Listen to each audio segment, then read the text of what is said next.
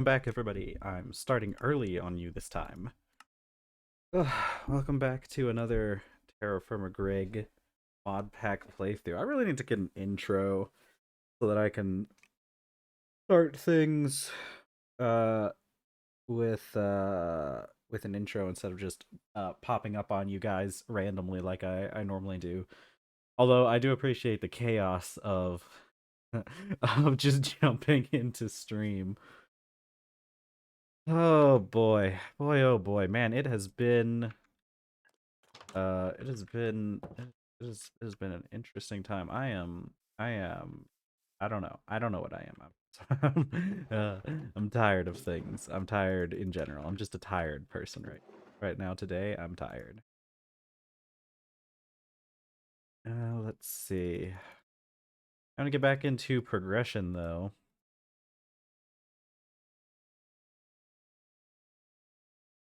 I need to make clothes so that my character doesn't like melt when we start doing foraging. So okay, you can have your jute nets washed. These barrels aren't full, but I'm sure I've got some full ones lying around somewhere. I need to make myself some armor too. Now that I have access to the colored steels, making myself some colored steel armor is probably a good idea. What is the I need leggings. What are they called? Red, steel. Yeah, see, greaves. That's what I thought.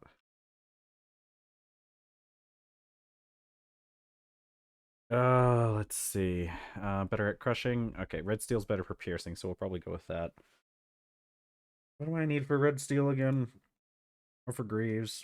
One double plate of red steel, and then you fuse that with single plate. So we only need 3 ingots potentially.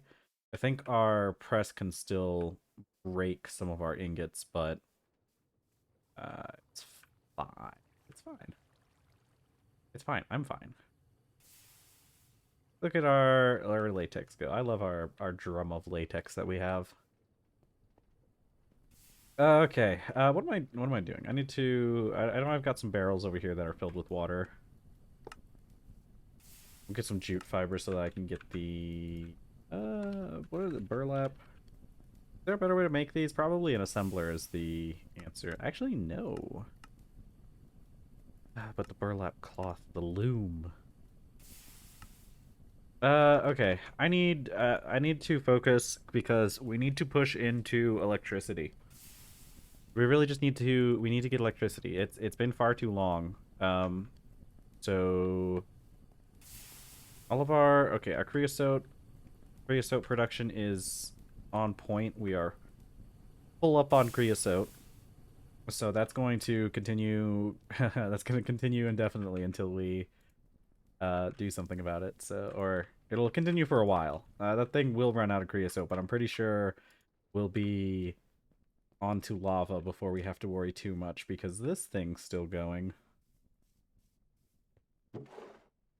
Yeah, it's still going. And it must have cut down a couple more trees. I think we had a couple trees. Yeah, we had a couple trees that hadn't grown, and it looks like it's got those. This design's working really well, though. I'm really pleased with how this is working. I'm so pleased, in fact, that I think I might actually look into a harvester machine. Aside from a couple plants, actually isn't that hard to make. Aside from a couple plants, I think having a harvester at some point is going to be good, just because um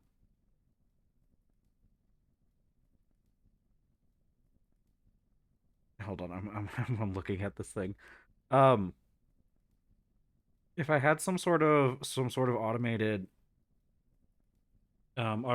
crop production, there's a couple things I could do with it. But the only issue I'm wondering is how do I see okay, so this stuff want the tags. I can't. I have to close my inventory to turn on advanced tooltips. This is. Mm, I need it. I need the. I need the compost. TFC compost.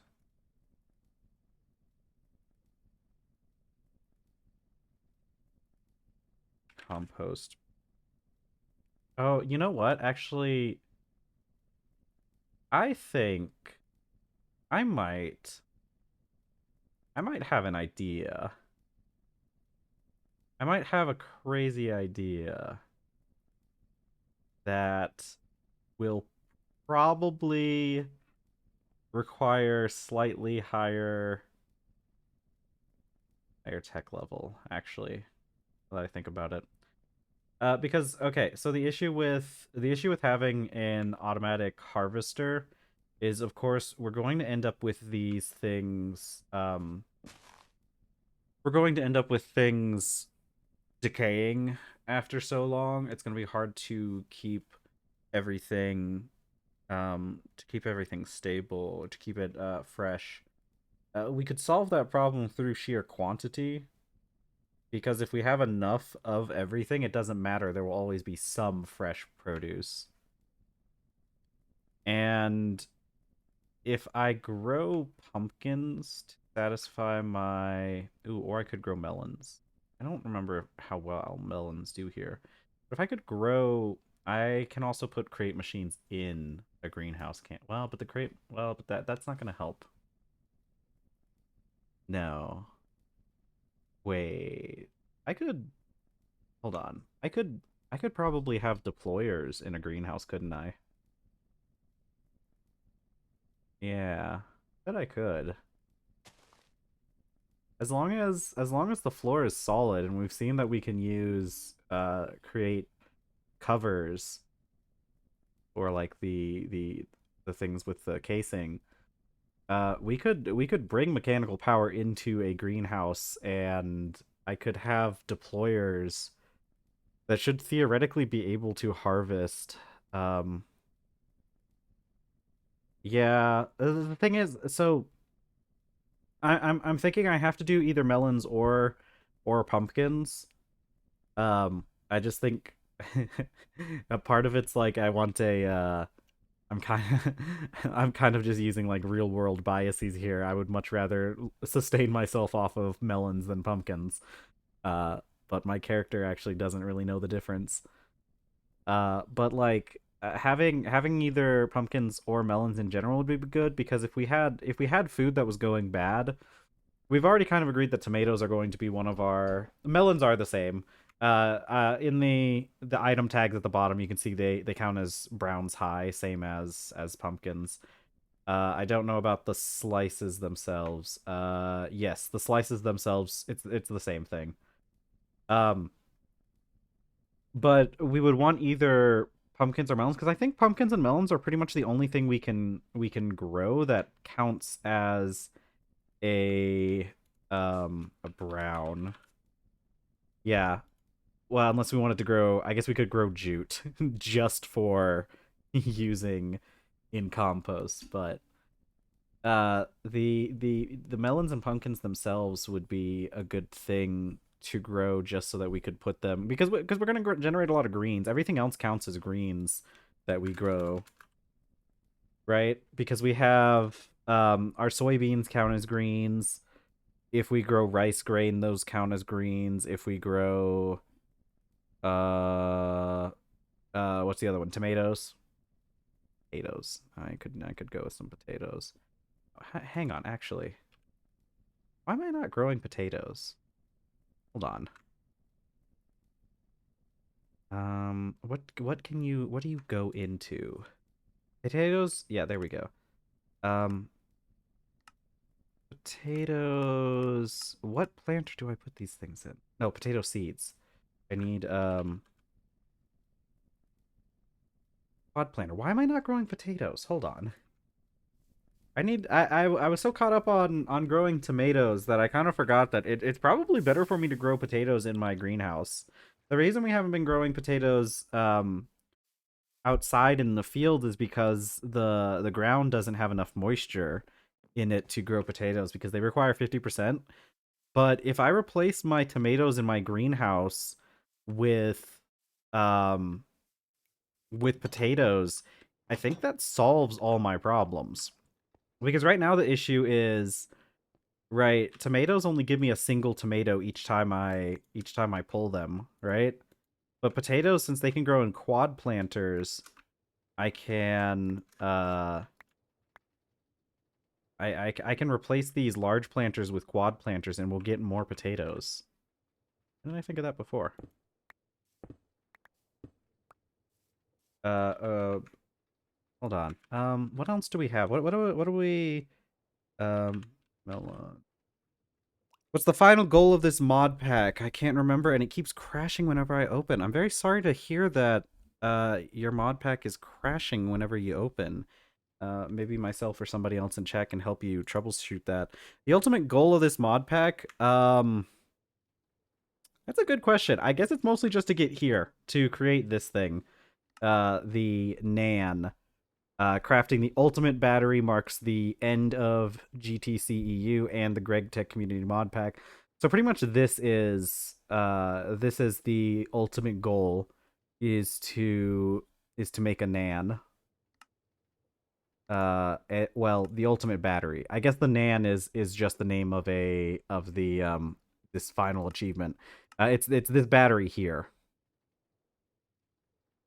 Let's see. Yeah, I have no idea exactly what this is all going to entail, but it looks like it's going to involve a lot. Currently right now we're just now about to break into low voltage. I'm hoping by the end of the week that we get into low voltage. But this is like what? This is my second month streaming. I stream 20 hours a week. So for all that time that I've been streaming, um we've only gotten into low voltage. I know I know some of our members of chat are currently breaking into the extreme voltage age, but yeah, it's going to be quite a process. I might be able to see the sun one of these days. Hanging planters. Why don't we hold on? How do hanging planters work? Do I have to water hanging planters? I guess the sprinklers, you can put sprinklers on the floor, can't you? And then they would. That's probably how hanging planters work. What do my pumpkins do? In also hanging planters. Okay. I've got to go make some quad planters. Now that I realize that I really should have been growing potatoes this whole time. We can turn potatoes into vodka too, which is fun. Bricks and compost. Can I reclaim these? I can't do anything with these now. That's I guess I'll go put these with the compost. I guess I'll put it in like farming implements. I really should change the text on that sign then. But I'm not gonna do because because I'm lazy. 10 pieces of compost. Okay, 10 pieces of compost. I need bricks. I think most of my bricks are in my workshop area.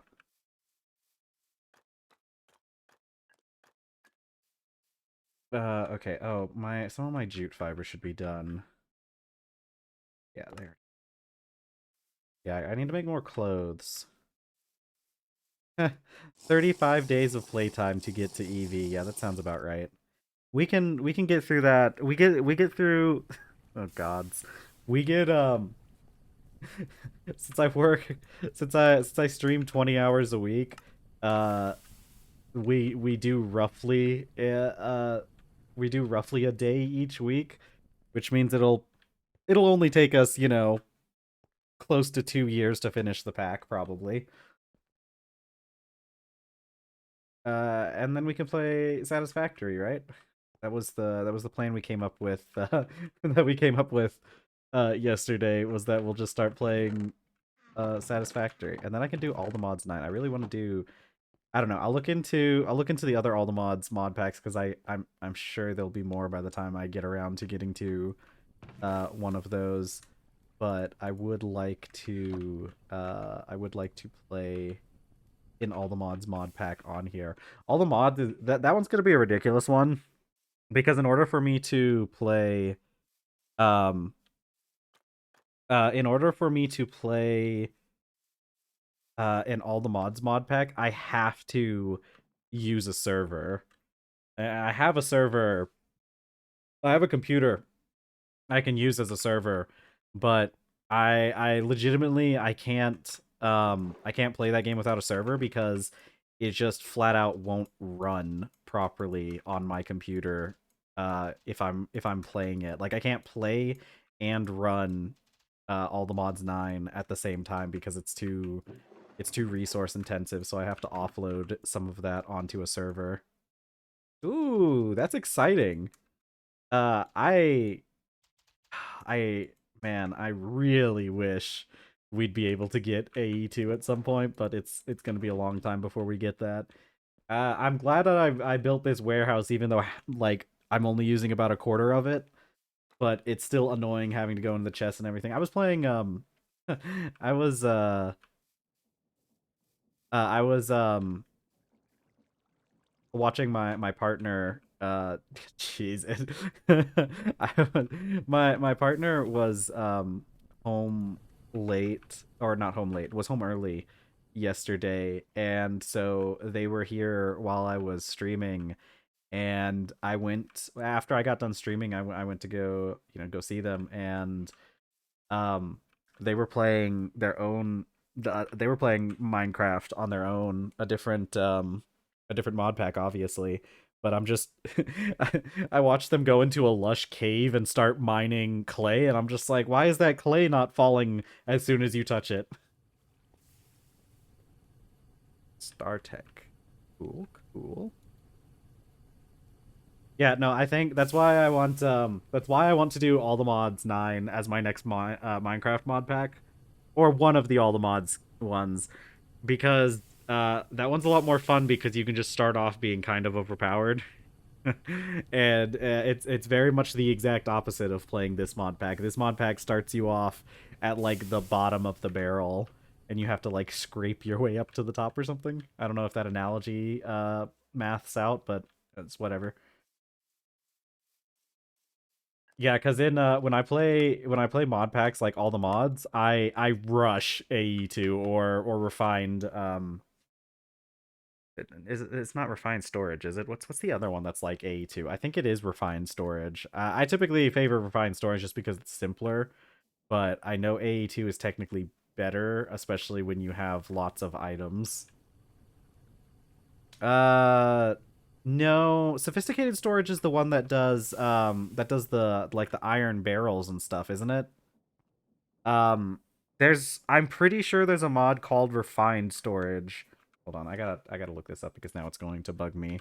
Refined storage Minecraft mod. I hope you guys can hear when I type like that.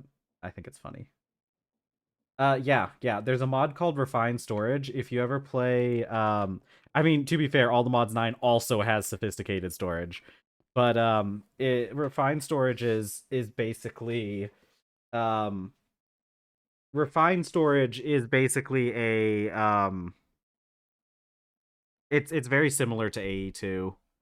Yeah, I couldn't remember off the top of my head if it was refined or if I was misremembering the names. Which happens, especially when we're talking about a pack like like all the mods 9, where there's, you know, quite a few mods in the pack. Half of them which like I don't even man, I don't even engage with like half of the mods that are in all the mods 9. They have Greg Tech, which is funny because Greg Tech is like the end game of ATM 9 as well. And I never like got to the point to use Greg Tech, but by the time I get done with this mod pack, I'm sure I'll be an expert in it. But yeah, that I want to play that mod pack next for as far as like Minecraft mod packs go, just because it'll let me have power fantasy instead of spending all my time getting kicked while I'm playing this game.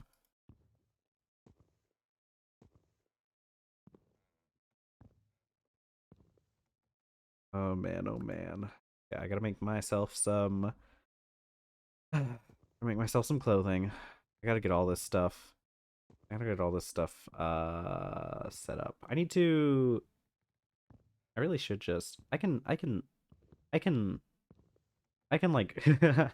I can use stuff a little bit, right? I can just kind of take this and go uh I can just put this under the deployer that I have over here, right? I don't have any deployers over here because I used them all. I don't want to destroy the... I can. Actually, yeah, I can. There's no reason. I just pop this belt off, and then I put this here, and then I fill this with my fiber. Oh, okay. All right. That's gonna happen while I do recipes. Okay. We need to do a recipe tree again. Another one of our favorite pastimes is recipe trees at this point. Um, let's see. I have circuits though, don't I? I have a circuit. Okay. Okay, so we need a tin rotor. Need a machine hull. We already have a circuit, so I'm gonna ignore that. Um, we need electric motors. Ooh, I think that pop meant I got my... Wait, no, don't do that.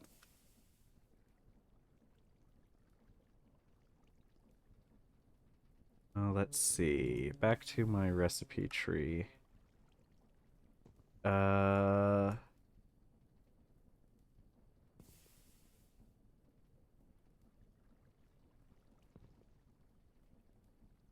Rods. Rods. Plates. Wires. Let's get these extrapolated out into plates. Let's get the rubber sheets extrapolated out into the resin we need, the pulp. Extrapolate this out.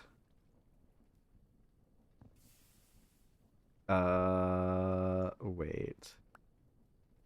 Can this just be made with capote logs? This can't just be made with capote logs in the ultra low voltage age, can't it? I should probably use this instead of the sticky resin because the sticky resin we use for other things, and we need the sulfur for the sticky resin. So I think we'll do this with the logs, whenever we get the chance. Wire.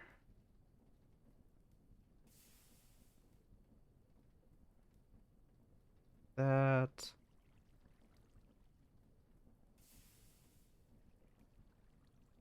That. Okay. We need a couple more. All right, so this should be our total costs as far as... It should be our total costs, extrapolated as far down as we can. Yeah, okay. So this is our total costs of what we're going to need to make a steam turbine. Basic steam generator. All right. Is my... I'm just gonna have this thing be doing this for me while I work on other stuff. Okay. Let's start with the plates. I need 15 plates of tin. I can probably just put all of my... I could probably just put a full stack of tin. Actually, I don't... I guess I do have a full stack of tin. There isn't any... Let me double check to make sure there isn't any... Yeah, these have to be tin rotors. Okay, so we got our tin. That'll work while I'm doing this. Let's check and see if I have any other stuff that I need. I do have my sulfur dust. So that's good. I need more plates. Steel plates are going to be a big one that I need. And I'm so happy that you guys are talking in chat. I know I don't personally have anything to contribute to this conversation as much, but I'm really happy we're getting to the point where we have people talking in chat. It makes me so happy. Okay, let's see. 9 steel plates. Let's just do 10 of these. Red steel ingots. Get some bronze.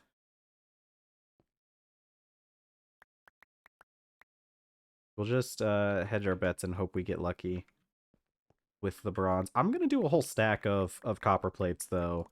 I feel like we're going to need more copper plates as time wears on regardless. I'm gonna have to go cut down a few kapok trees, but it shouldn't take that many. I should be able to find a large one that can satisfy all my needs at once.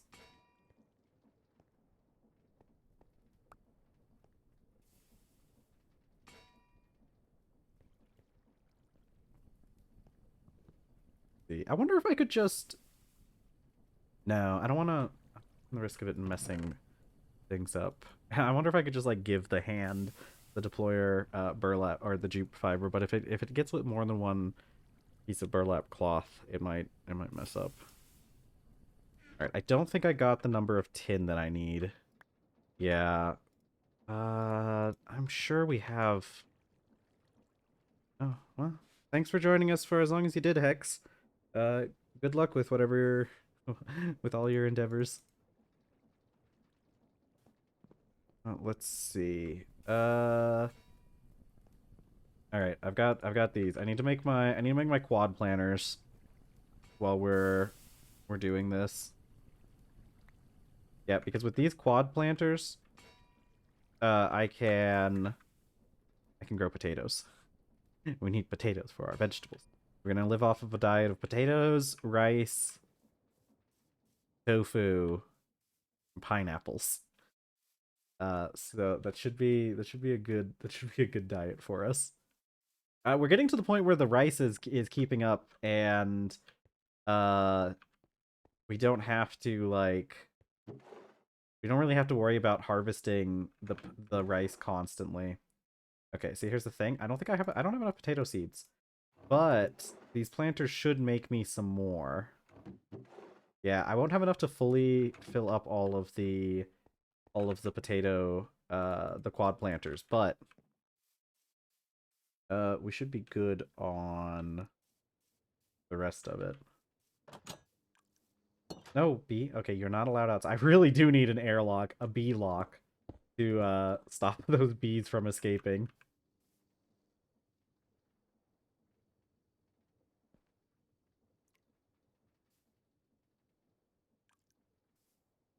Okay, yeah, and this one will just have the one, but I hear somebody purring while she's looking at me, so I may be interrupted here in a second by a creature. But she hasn't moved yet. Oh, there she goes. Okay, hold on. Hi there. Come here. Come here. Yeah. I could hear you purring all the way from your bed. What a good little kitty. A warm little kitty. Yeah, that heated bed keep you nice and warm. I'm so glad that I got a heated bed that I can just leave on. I know it's probably... I keep an eye on it because it does sound like a fire hazard, but as far as I can tell, it only stays on. It only stays on when there's a cat in it. But worried that one day it's going to stay on regardless. Luckily, there's a fire alarm in here, a smoke detector. So if anything ever does happen, I will know pretty quickly. And I even have... I tend to turn it off when I leave, though. I feel bad because sometimes it gets cold in the house, but it's probably better than the house burning down, I'd say. Hi there. Yeah, do you want to come in and get real attention? Hi there, little baby.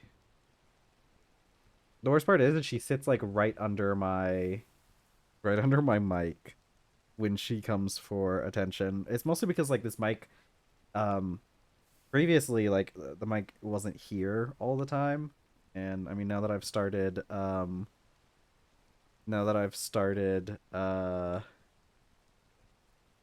streaming more often, this mic it's in her way, realistically. I'm giving her some nice ear pets right now. She's very much into it. Let's see. What can I do while I'm while I'm attending to this cat? I do need to make those rods. I think we're going to have to. We might have to go grab more tin. Actually, I'm pretty sure I melted all of my tin that I dug up. Um, and uh, we might have to go grab some more. But that's not too bad. It's not too far of a journey to get to the tin mine. One of these days, I don't know how feasible it is to do this, but I think it'd be really cool if we got a boat, like one of those create ships uh that went between the island and the mainland. I don't know how feasible that is though, because I haven't like counted or tried to like count um how far away that place actually is. But then again, if I set up some sort of automation to make tracks for me, I'm sure I could probably achieve it. I don't think the create tracks really respect gravity all that much, but it'd be quite an endeavor to get that all laid out. Because it's got to be at least a couple thousand blocks, I think. Hey there. Yeah. But let's see. Yeah, I need to go check my things, baby. Yeah, it does, but I'd like an automatic thing that I don't have to pilot myself. We really should make a sloop though. That does sound fun. However, I don't think we have actually how much does the sloop cost? I can sneak my mouse while this cat is here. Uh it's only 12 steel ingots actually. That would be pretty nice, wouldn't it? Yeah.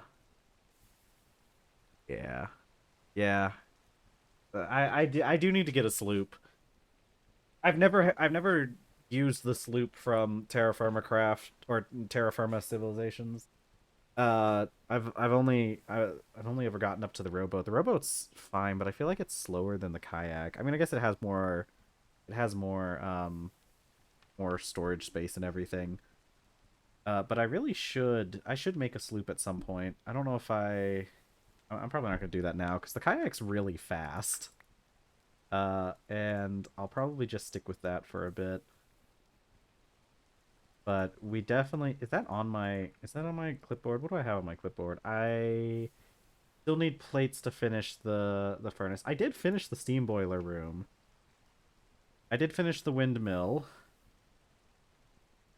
I never did test the kinetic mixer. Oh, I did make the tree farm.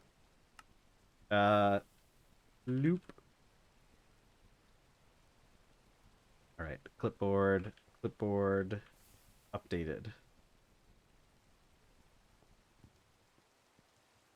Yeah, the sloop is definitely going to be something that we need to get at some point. It's just kind of a question of when is it going to become worth putting in the effort? And the answer to that is probably when I have more steel than I know what to do with, which is probably going to take a little bit of time at least.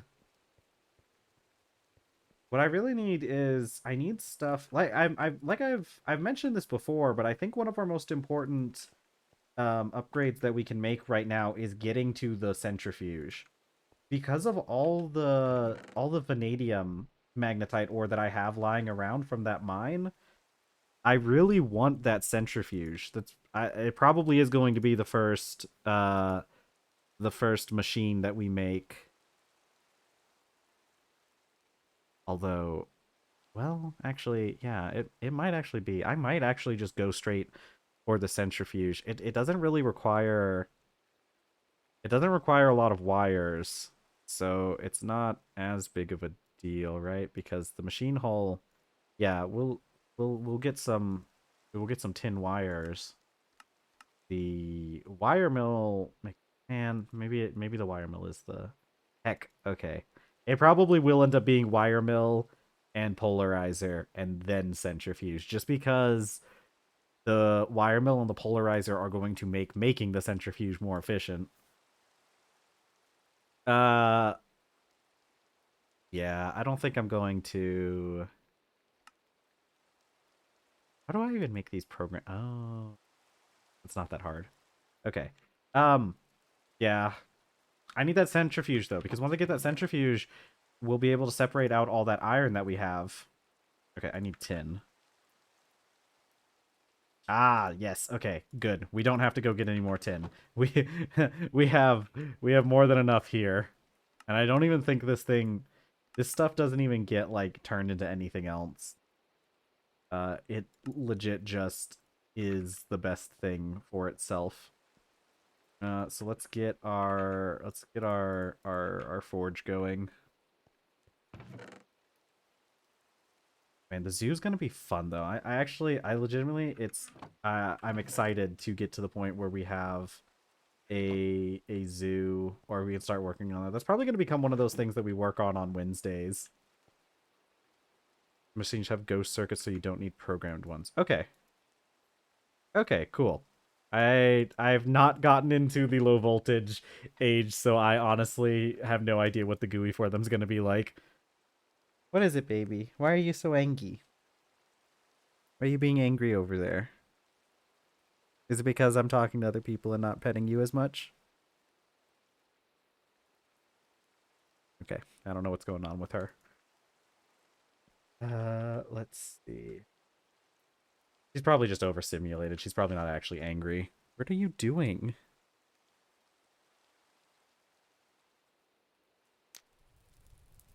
I need to clean my desk. She's stepping on stuff on my desk. Oh man, I really do need to clean this desk. My desk is a little bit of a mess right now. Oh no, my soup went bad. Oh heck. Okay. Sucks. How do I... Is there a way to dump this out without eating it? No. I need the pigs. What is it? Why are you so active? What's going on? Okay. Yeah, look, just... Okay. There's so many glasses. Yeah. Yeah. I just have general junk. There's a bunch of hard drives over here.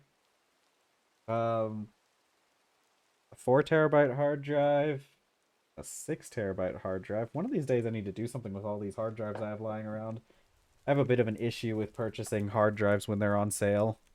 I keep saying I'm going to do something with them, like make a file server for my home network, and then I never do. What am I doing? Oh yeah.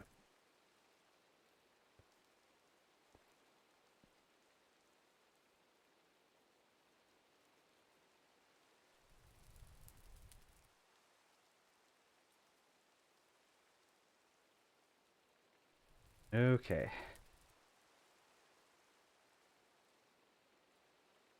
Oh, I got it right before it used up that extra piece of charcoal. Yippee.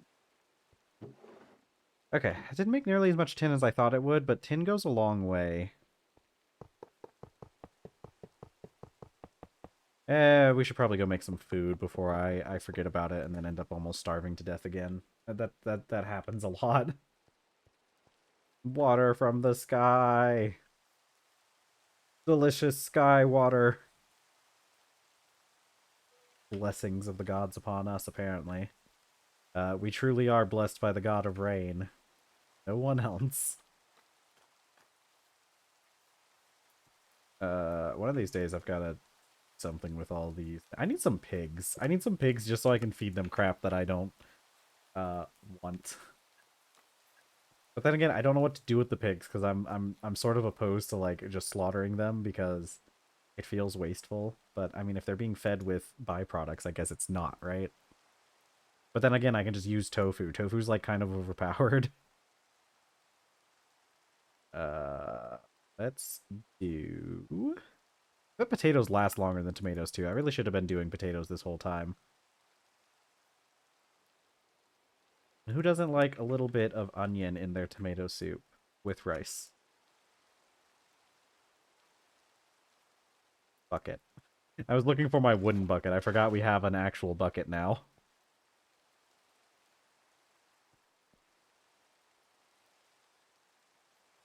Where'd that cat go? Oh, hi there. It's scary. This cat is this cat has a dark coat. So she has a tendency, like I think I've mentioned this before, but I guess I should preface this by pointing out that I don't actually the lights aren't on when I stream, and I have blackout curtains. So it's very dark in here, and so I like to keep track of the cat, because if she goes to the door, that means she wants out. If she doesn't go to the door, she's fine. Uh, but since she's a dark colored cat, sometimes I'm looking for her and she just appears out of the shadows in the room. I need to clean up this room. Man, I've been busy. I haven't. It's kind of a lie. I've been uh I guess you could call it busy. I think that de-stressing and self-care is an important part of any routine. And so I have been, uh, I like to put it as I've been committed to self-care more recently than I've been committed to any of my actual work. And while that's fine, and I am very valid for that, it does lead to some problems if I end up putting stuff off for too long. Let's see. I can cook the rice in the pot, right? I tend to cook it in the I tend to cook it in the vat because it's more efficient, but actually it's not more efficient. I lied. It takes half as much water. Let's see.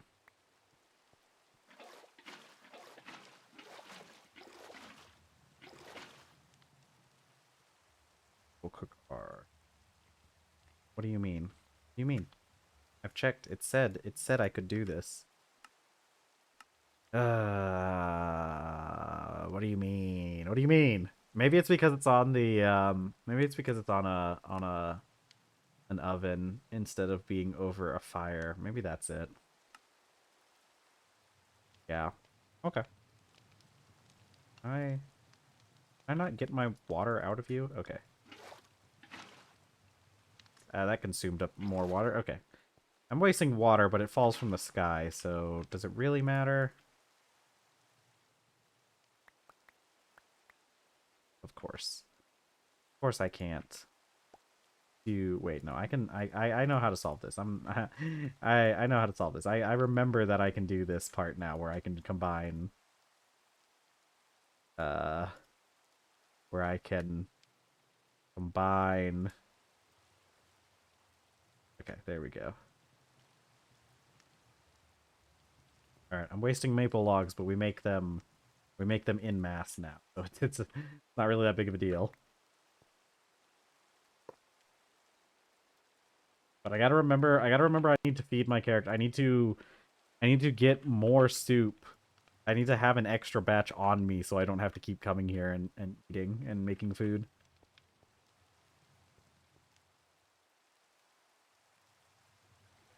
Okay.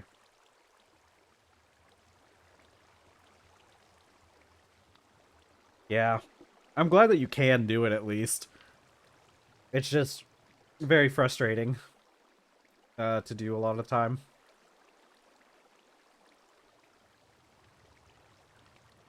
I should make a beekeeping outfit at some point. I'm adding that.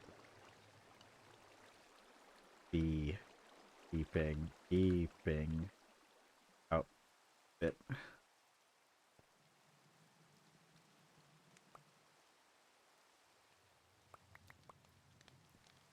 Okay. I can put up some of these. I'm going to take these last two tomatoes and 3 pieces of rice. What my character really needs right now is fruit, but I've been putting off the fruit since we've been doing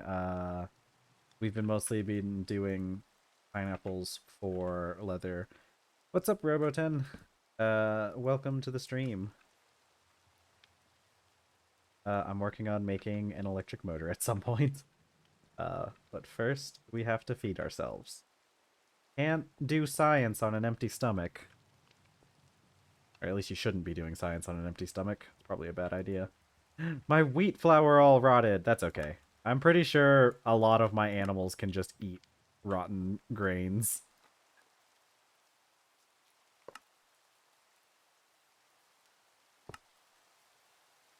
And just we're getting to the point where lots of our food is just rotting. But that's fine because we have the greenhouse now, and I can just grab food whenever I need it instead of having to have mass amounts of food lying around. I could probably make more compost too. I think the bees are doing a pretty good job of keeping the crops nutrient filled. Practical examination in subnetting sounds like fun. That's like networking stuff, isn't it? I never got super into networking. That's one of the places where like I don't really have a whole lot of knowledge when it comes to networks and stuff like that. I knew some people that went into it. I mean, a lot of that is either like directly or related to cybersecurity. I knew a lot of people when I was going for my degree that wanted to specialize in cybersecurity. I personally I went with the AI route, and I stand by my decision, but that's a little bit of a sus degree to sus field of study at the moment. IT security, yeah. No, it's a super important job. It's just one that's not for me. I need to brush up more on it though, because what is a crafting calculator?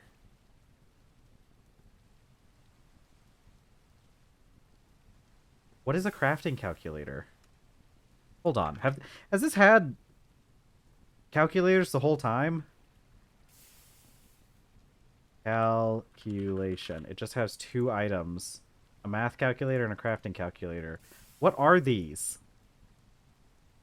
They're just made out of stone. What are these? Are these just calculators? Do I not? Hold on. I gotta go check this out.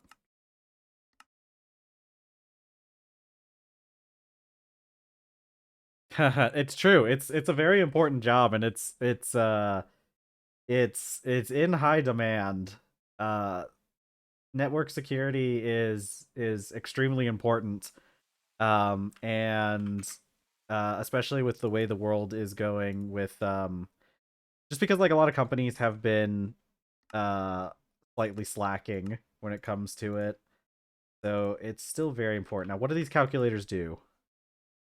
The heck is this? What is this? How do I type in? Stick? How does this work? What is this button? Items. Nickel.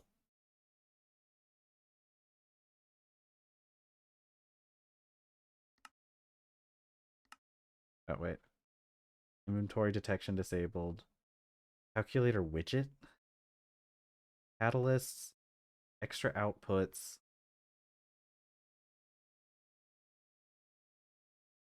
This.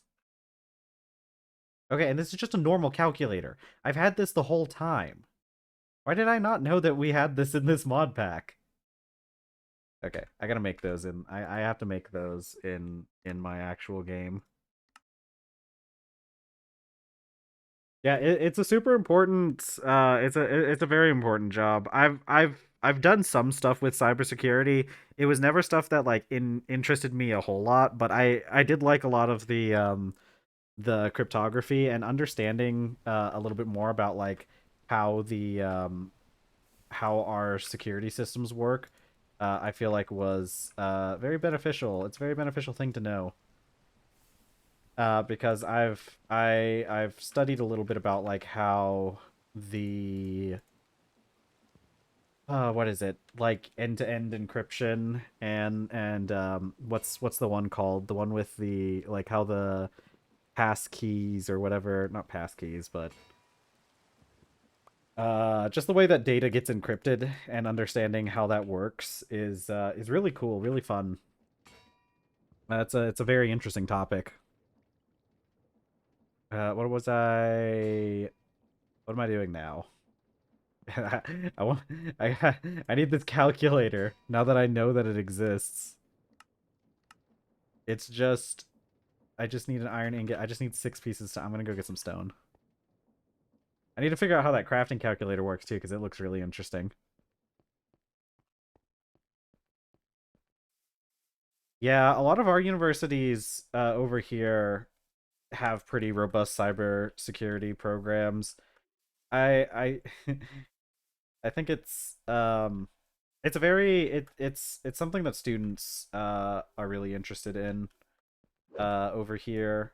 I think it's probably one of the most popular like parts of computer science to specialize in. Okay, I could also can I use smooth stone for this? Hardened. Oh, I can use the hardened rock though. Good to know.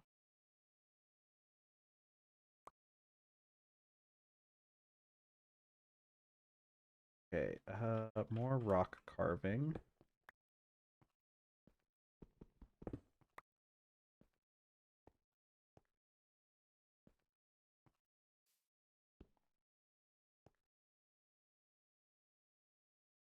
Oh.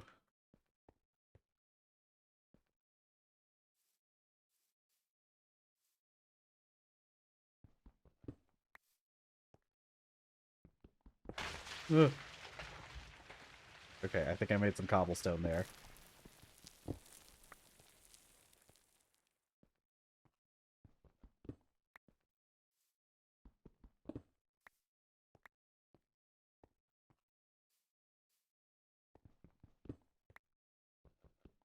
Okay, let's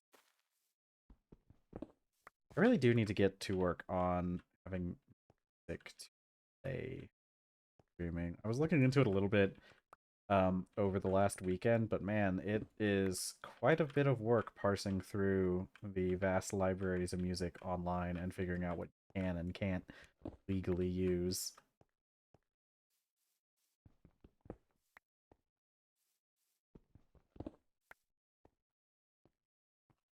Okay, that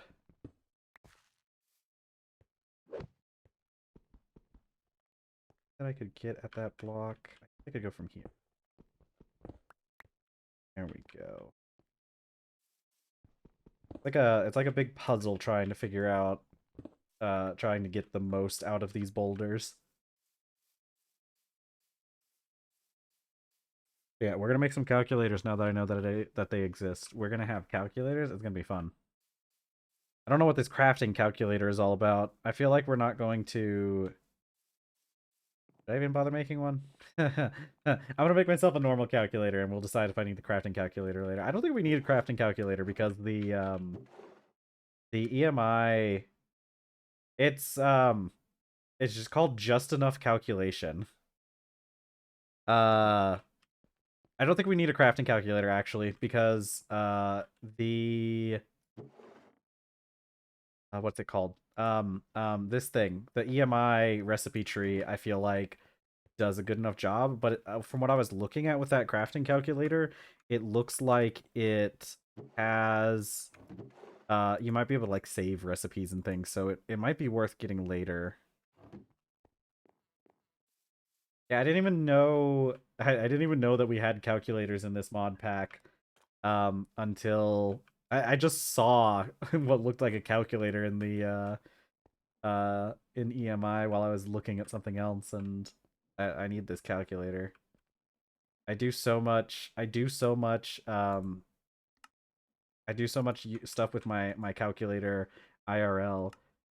See, look, I can do like 5 times 5, and it's 25. Yay! Oh, This will help with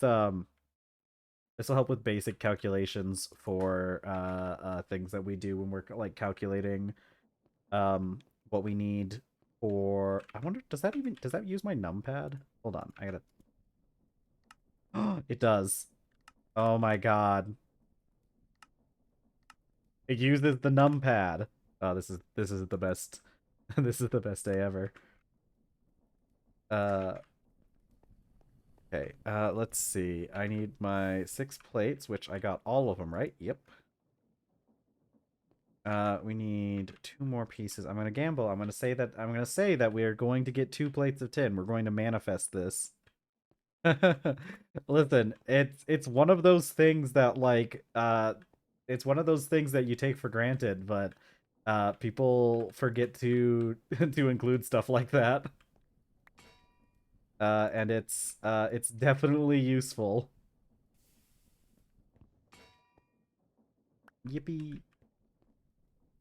I was honestly willing to believe that a calculator mod in Minecraft would probably just straight up only have buttons. It's like a comp sci 101 project, so there's no telling how in depth the author went into it. Let's see. Okay, I have all my plates. I have not enough jute fiber, I think. Um, I have all the plates that I need. I need rods. I need some iron rods, some tin rods.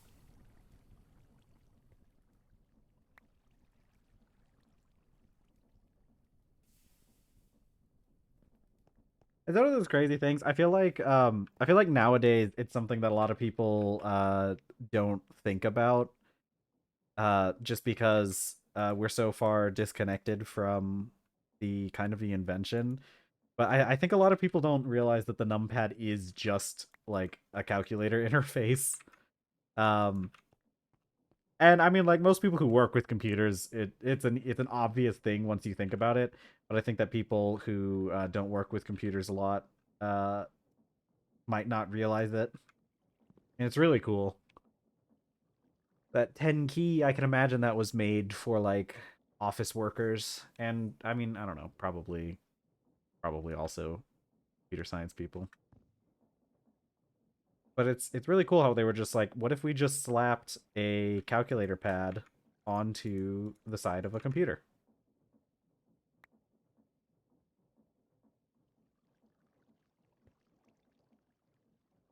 And it's funny because it like became such a ubiquitous thing, but I wonder how much, because like it's crazy to think about because like I use my computer all the time, and I'm sure.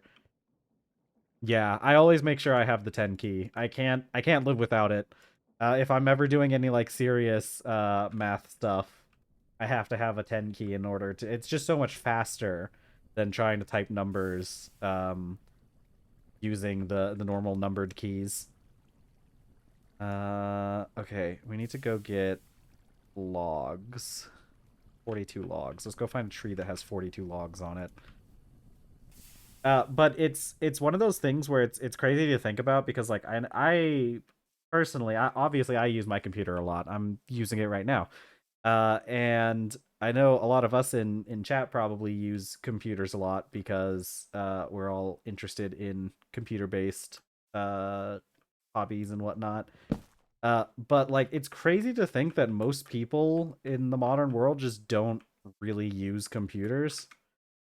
Uh it's much more common for people to have their phones be their primary computing device.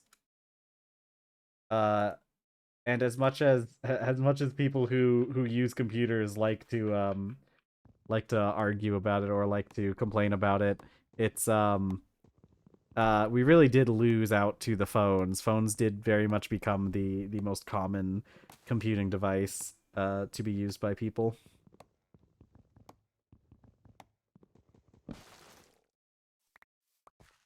You see that a lot in schools nowadays. Yeah, it depends because I don't know how it is I don't know how it is over with you guys, but I know that here a lot of computer or a lot of schools do give their students computers. They typically get um laptops and to use throughout school, but from what I've observed with like some of my cousins and whatnot who have younger children, um the students don't like really know how to use their computers. Like I don't think there's not really any computer classes uh in our country anymore. The students don't like have dedicated and this has been something a lot of people have complained about, is that schools no longer really have dedicated computer classes in the United States, unless you're going to a nice school, but most of them don't. And it does cause issues because these students are given these computers, but honestly they don't know how to use them. And in the in the students' defense, I feel like it's also because a lot of times their teachers also don't understand how to use computers. It's really sad that because we had like for a while we had basic computing being like a an important part of curriculum. Like I remember when I was in school, we had typing classes and like courses to like teach us how to use computers and whatnot. But from what I've been hearing, it's just not really a thing anymore. Like students just don't really have to learn how to use their computers. And it's a real shame because I feel like knowing how to use a computer is a pretty important thing. Even if you don't use a computer much in your day-to-day life, I feel like being competent using a computer, a full desktop computer or a laptop, is beneficial to everyone. Let's see. But I do know that a lot of schools also do they also do what is it called? A lot of schools also give students tablets to work with. Def needed. The amount of people who don't know how to use Excel going into higher education when it's needed is a lot. Yeah. Yeah. Excel's a really cool program in general. I I had some I had this one class that I took which was it was kind of a statistics class. It wasn't it was for something specific, but it was, we'll just say it was that it was statistics, right? So the teacher would sometimes give us like data, and it'd be like a set of data with like a bunch of different, you'd have like a bunch of different people um in the data set, and they would be divided up by like categories, right? Like, you know, by like gender or like other identifiers that were important. Um which yeah. And like gender and like race and stuff to see if there are any patterns that you can deduce from the data. And I remember our teacher would give us these they give us these tables that had all this information in it, and we had to like do all the stuff to we had to do all that stuff to like extrapolate data from it. And I remember my fellow students in the class had a lot of trouble with that because it would take them like hours to parse through this data. Meanwhile, I just threw all of the I just threw all the data into an Excel sheet and then used like the functions, because you can do like Boolean algebra in in Excel. And so I just used Microsoft Excel to do like all of my work for me, and I got it done in like 15 minutes or something. Data entry summer jobs, and it's pretty amazing how much you can do with some simple equations and Python scripts. Yeah, Excel's a very powerful program if you know what you're doing. And even if you don't fully know what you're doing, it's pretty cool because you can, as long as you know how powerful Excel is, um, you can you can figure out what you can do with it, right? Uh, you because you can always look things up. And I think this is one of the things that I've talked about a lot with people. Did I need something from over here? Why did I come over here? Oh, I need more jute. That's why, right? Because I think I'm gonna run out of jute before I'm able to make a full set of burlap clothing. I think just another batch of jute should be fine. But yeah, what I've always said when it comes to information, because there's a lot of, especially in the United States education system, there's a lot of emphasis on memorization, right? Like you're supposed to remember all these facts. Like if you take history, you have to remember the exact date that everything happened, and that might be on the test and everything, and you have to remember all this very specific information. But I've always said that it's not necessarily important to know, especially because like considering we live in the age of information, it's not necessarily important to know everything offhand, but it's important to know what knowledge exists because you can then go and like look it up later, right? Like I don't have to remember every single thing I learned in college about like whatever if I can just go and like look up. As long as I know that the knowledge exists out there, I can go and look it up when I need it.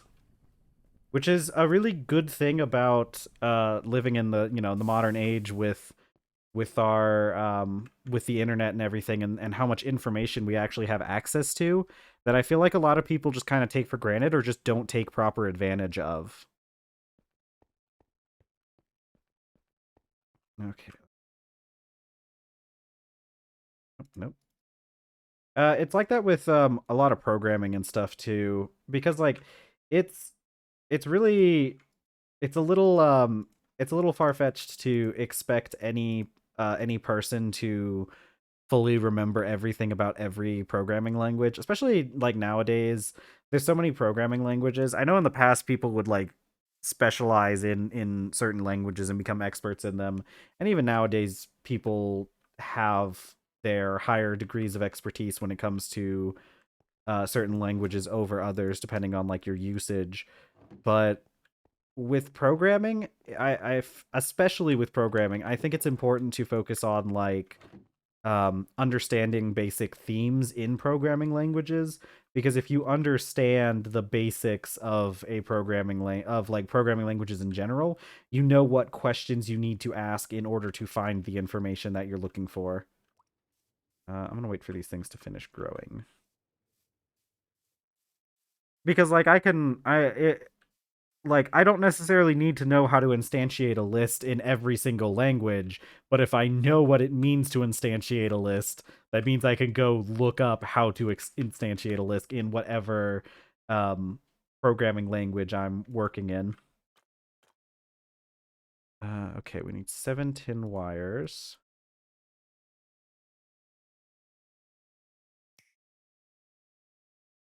Okay, 7 tin wires, 2 magnetic rods.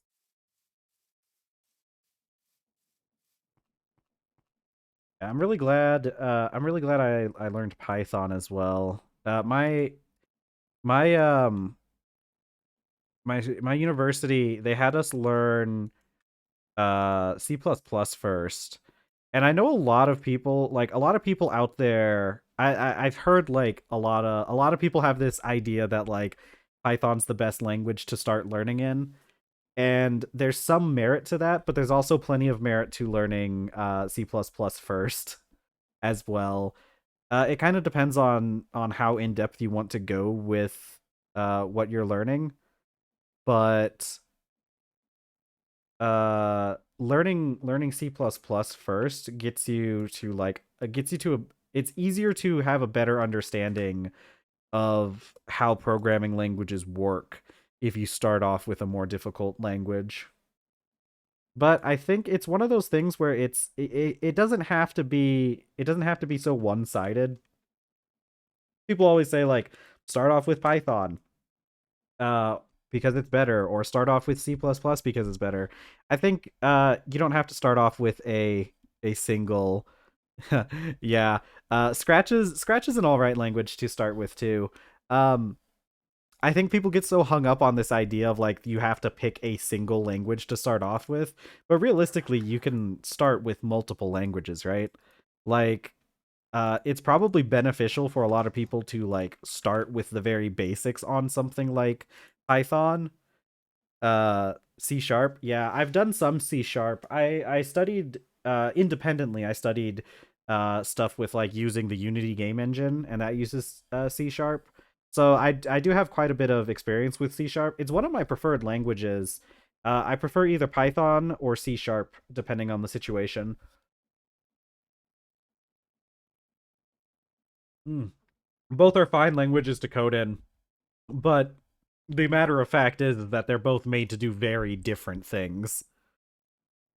Because like, if we're just going with the ability to like jump straight into programming and getting like small like CS 101 projects done, Python's really good for that. But if you want to do anything like serious with like an as an independent program, you kind of have to go with C sharp because of the way that Python compiles. Okay, what am I doing now? Let's make our bronze pipes. And then what was it? Hammer? The real answer to the question of what language is the best to start learning in is all of them.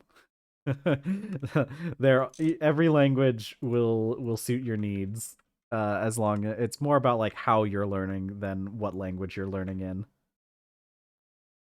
Oh man, look at this. We have most of the primitive age completely filled out. Uh no, that's right. This quest doesn't matter. I should get another basic circuit just to because I'm going to be making a low voltage machine all here. Although I guess I'm also going to be doing that at a later time before I really start working on anything else as well. So I guess it doesn't really matter that much. Yeah, because I just need my because this doesn't even have dependencies, does it? It has the rubber dependency, but I've already done that. Um, my next plan, I'm going to make these cables. Oh no, I need the rubber for that. I'm going to make these turbines.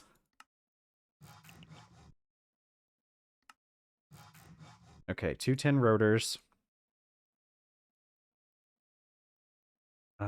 Let's see. Yeah, because the reality of everything is that most people are if you go to school for programming, you're probably going to learn multiple languages. If you go to a good school, they're going to teach you more than one way to code. But I do know that most universities do have a preferred coding language though that they kind of stick to. For some reason, mine was really obsessed with C sharp. We had a lot of old school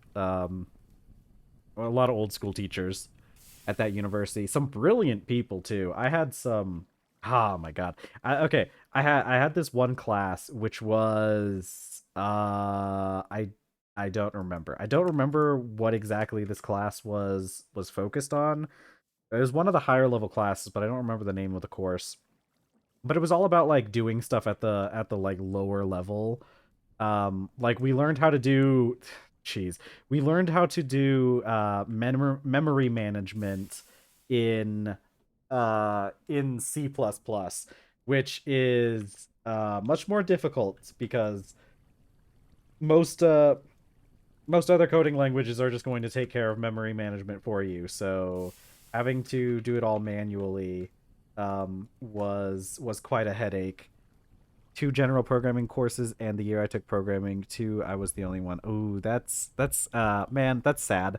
I wish you had had more people to enjoy the classes with, but it's good that you were able to get the class in general. But I do have very fond memories of hanging out uh with my fellow computer science majors, and it was some very fun times in my life. Um, And I think, personally, I think one of the cool things about computer science in general is how much of kind of a communal effort it ends up being. Because computer science is one of those professions where everything is better with more people. Yeah, up until a point, obviously. Like if you have 100 people working on a project, you're probably not going to be getting as much done. But like having one other person to talk to and bounce ideas off of helps so much. They call it rubber ducky programming. Sometimes I use my cats to parse out programming issues. Chill me and the IT guy programming teacher chatted a bit about the subject, handed in the assignment, and then I was free to go. That is pretty nice.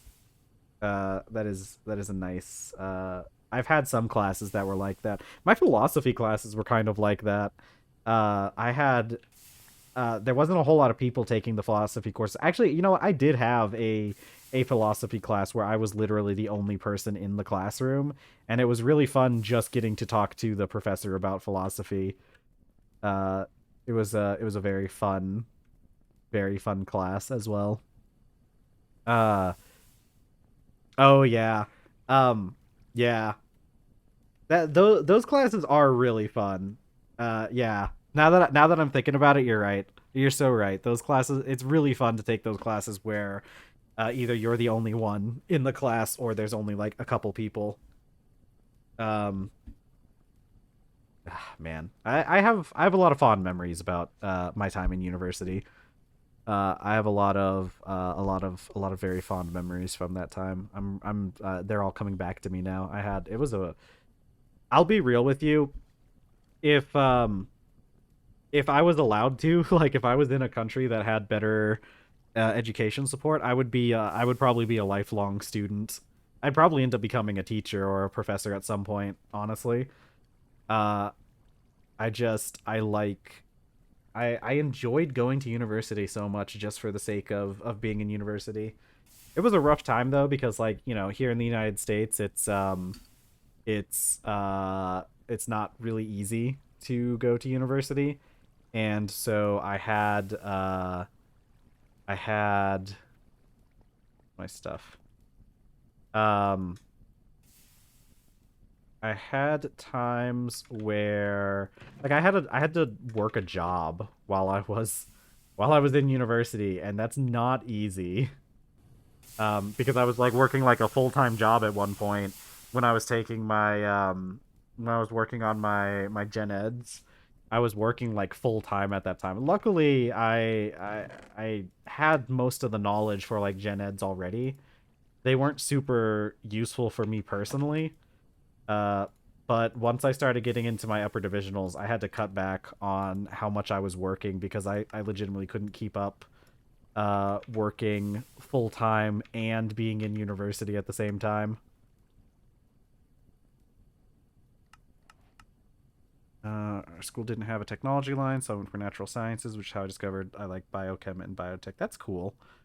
It's a shame you didn't have that your original plan there, but it's really nice that you were able to find something else that you enjoyed regardless. Uh, I never got super duper into chemistry or biology that much, mostly because like you end up doing so much math, and I'm not super good at math. The funny story is part of the reason why I went into computer science is because it's hard for me to do math by myself, like on its own, right? Like I I struggle to like do math like when I'll get to a problem and I'll try to work through the problem, and I get to the point where like I'll make a mistake somewhere and it'll be minor, and or like I just won't know a certain thing and I'll mess up somewhere, and it gets really frustrating for me having to do math like that all the time. But I understand it at a like a conceptual level, right? Like I can program computers, and I can write scripts on my calculator to do math for me. I just have a hard time like doing it in practice for some reason. Okay, so that should be... There's our basic turbine. Yippee! West? West? West? You've got to be kidding me. Okay, hold on. I guess we're going to need... we need more circuits anyways. I'm gonna cry. We need more circuits, anyways. Okay. Recipe tree. How do I clear my recipe tree? Shift, right click, shift, it doesn't matter. Okay, recipe tree. Sigh.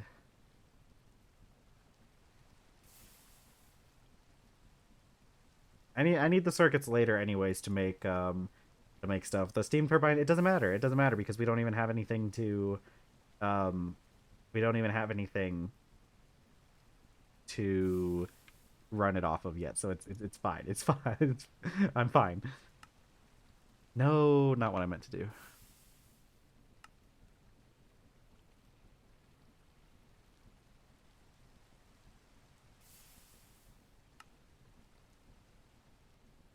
Okay.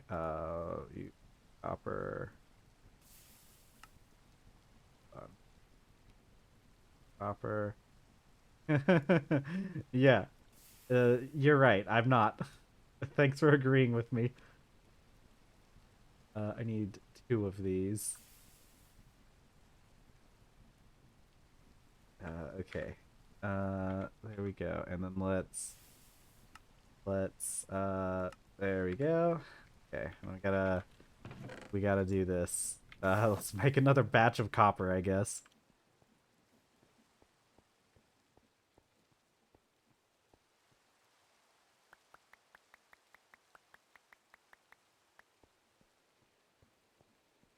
Okay, another batch of copper. We always need more copper plates. It's a never ending cycle of needing more copper plates. I need I need more jute, don't I? I don't want to put my clothes on until I have a full set because I want them to stay at the same durability. But I need more jute. Shut up, basement zombies.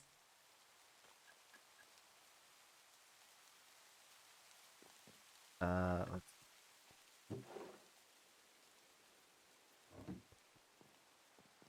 Why do I feel like I'm moving so much faster? I was. I was kind of like glitched out and I was still moving at the paracool? Parcool speeds.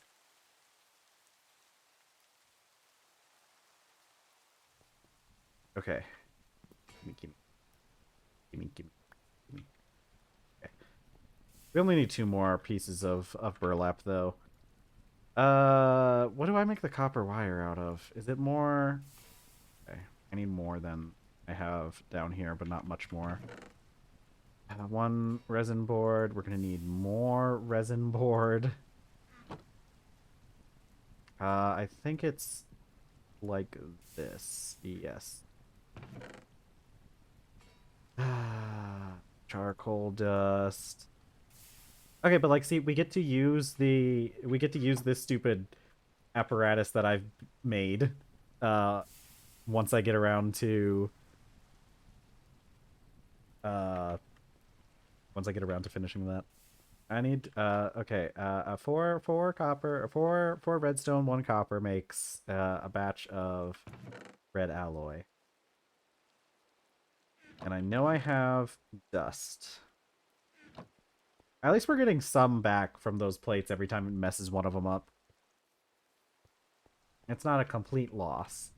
Still not happy about it. But okay, give me my plates. How many did you make? 14? That's good returns. We only lost 2. Alright, come on. Big money. That winning.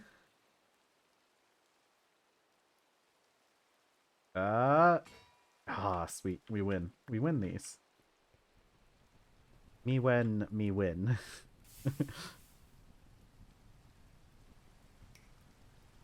Okay, okay, I've got 2 of those wires.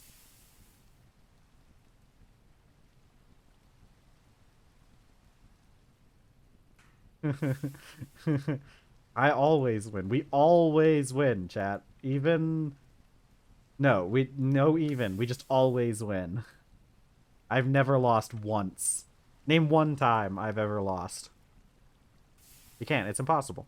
Don't don't even try. You might as well not even try.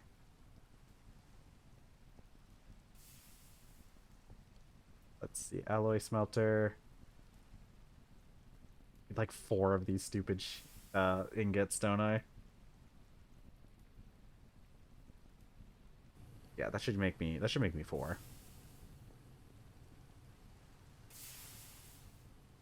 Do I really need 18 copper wires for this?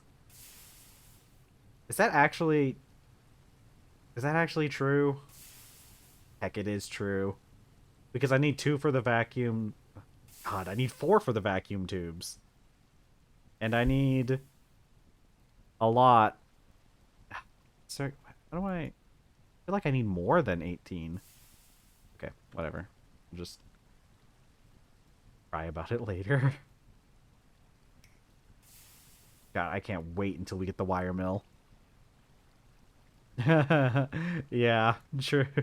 True.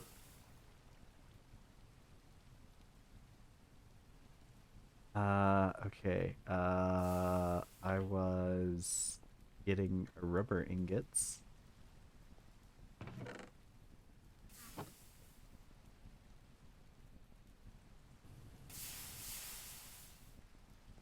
Okay. I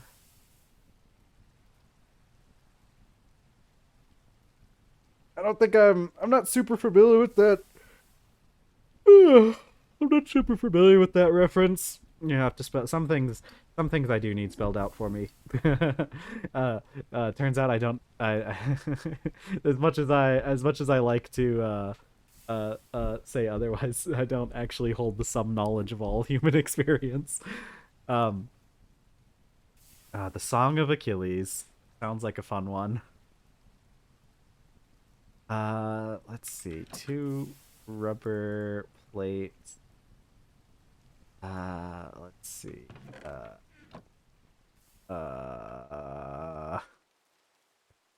I doing? I'm spiraling. That's what I'm doing. I'm spiraling, making circuits. Oh, yeah, that sounds like fun.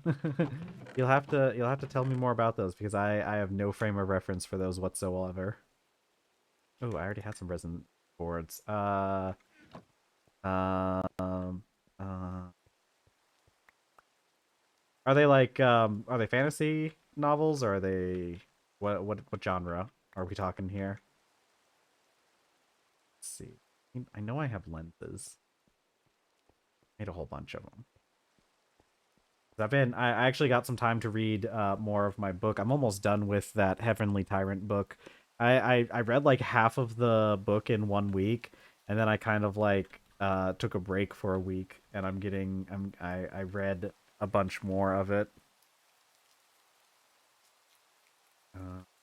Minute left in those.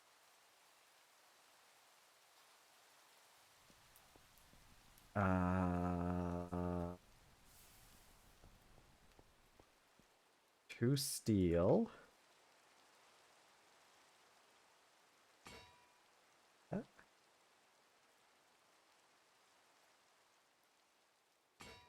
Oh, dang it. That didn't happen. Nobody saw that.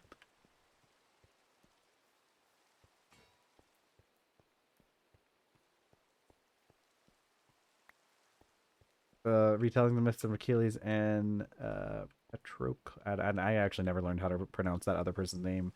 Patrocles? Patrocles?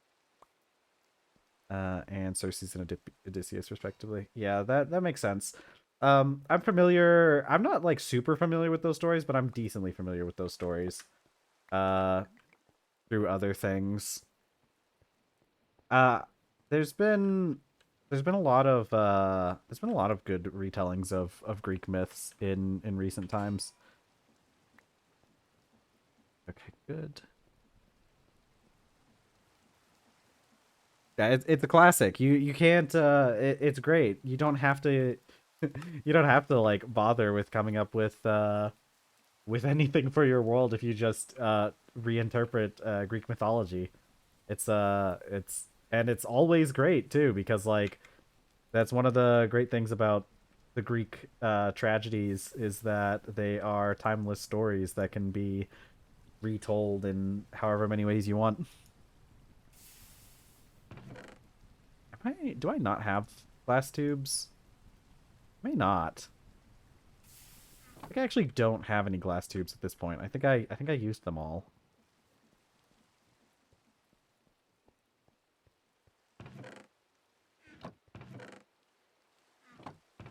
Yeah. Okay, that's okay. We have I know we have some glass panes.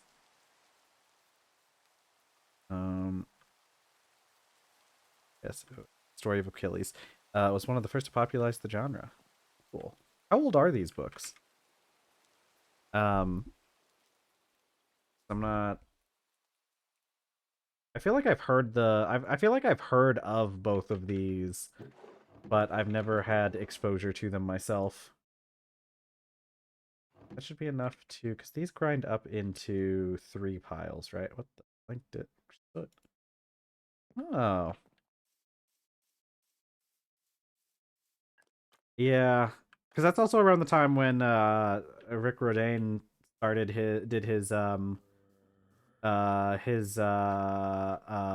what's the guy? Lightning Thief, Percy Jackson. That's his name. When he was doing when he was starting those, I think those got started around that time too. I always my brother read. I think I mentioned it before. My brothers read the a lot of the Percy Jackson books, and he recommends them, but I've never gotten around to reading them myself. The Macerator.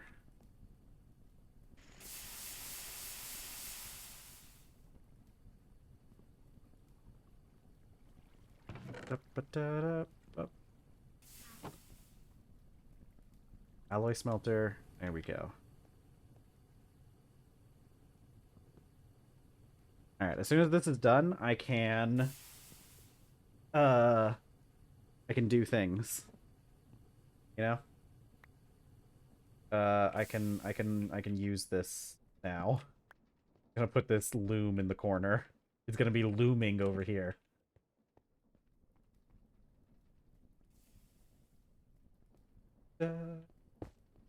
I was always much more into classic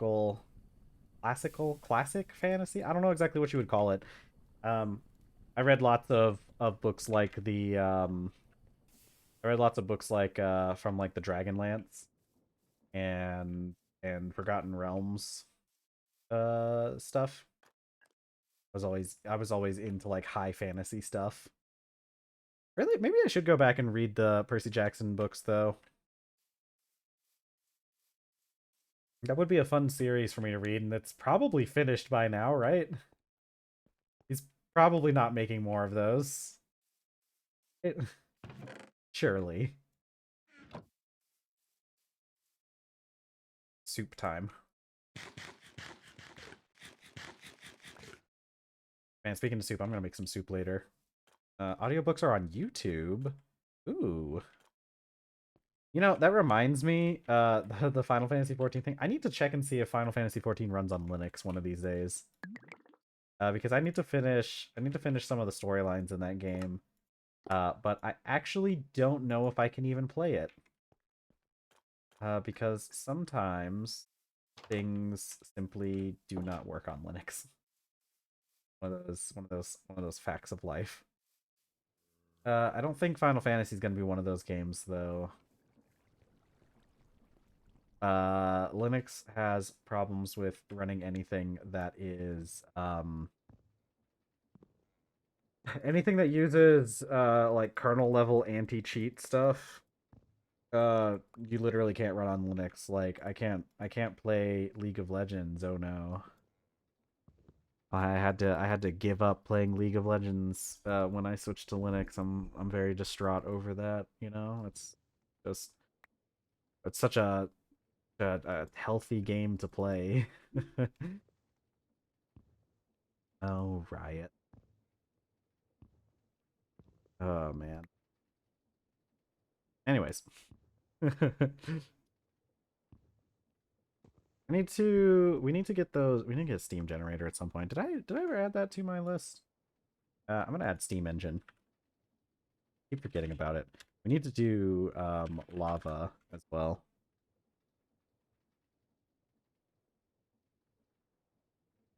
Yeah, I never bothered watching Arcane.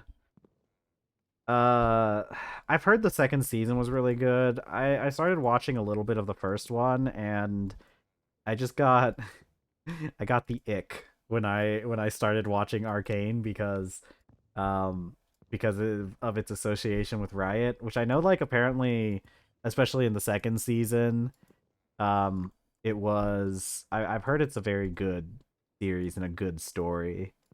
But I played too much League of Legends to get over the connections with Riot. That's a personal failing on my part there. Played far too much League because I played League of Legends when it first came out back in like what 2010, and I've played on and off throughout the years, and I really do like the game.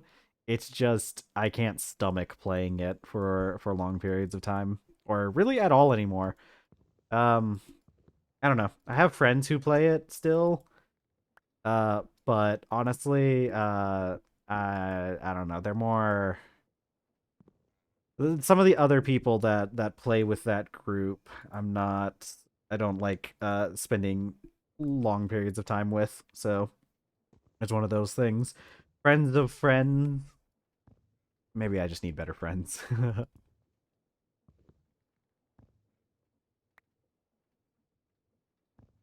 Man, it's a shame too because it's a good genre. I like MOBAs as a genre. I really do. I heard there was a new one that came out recently, but I haven't heard anything about it, so it must have not made that many waves.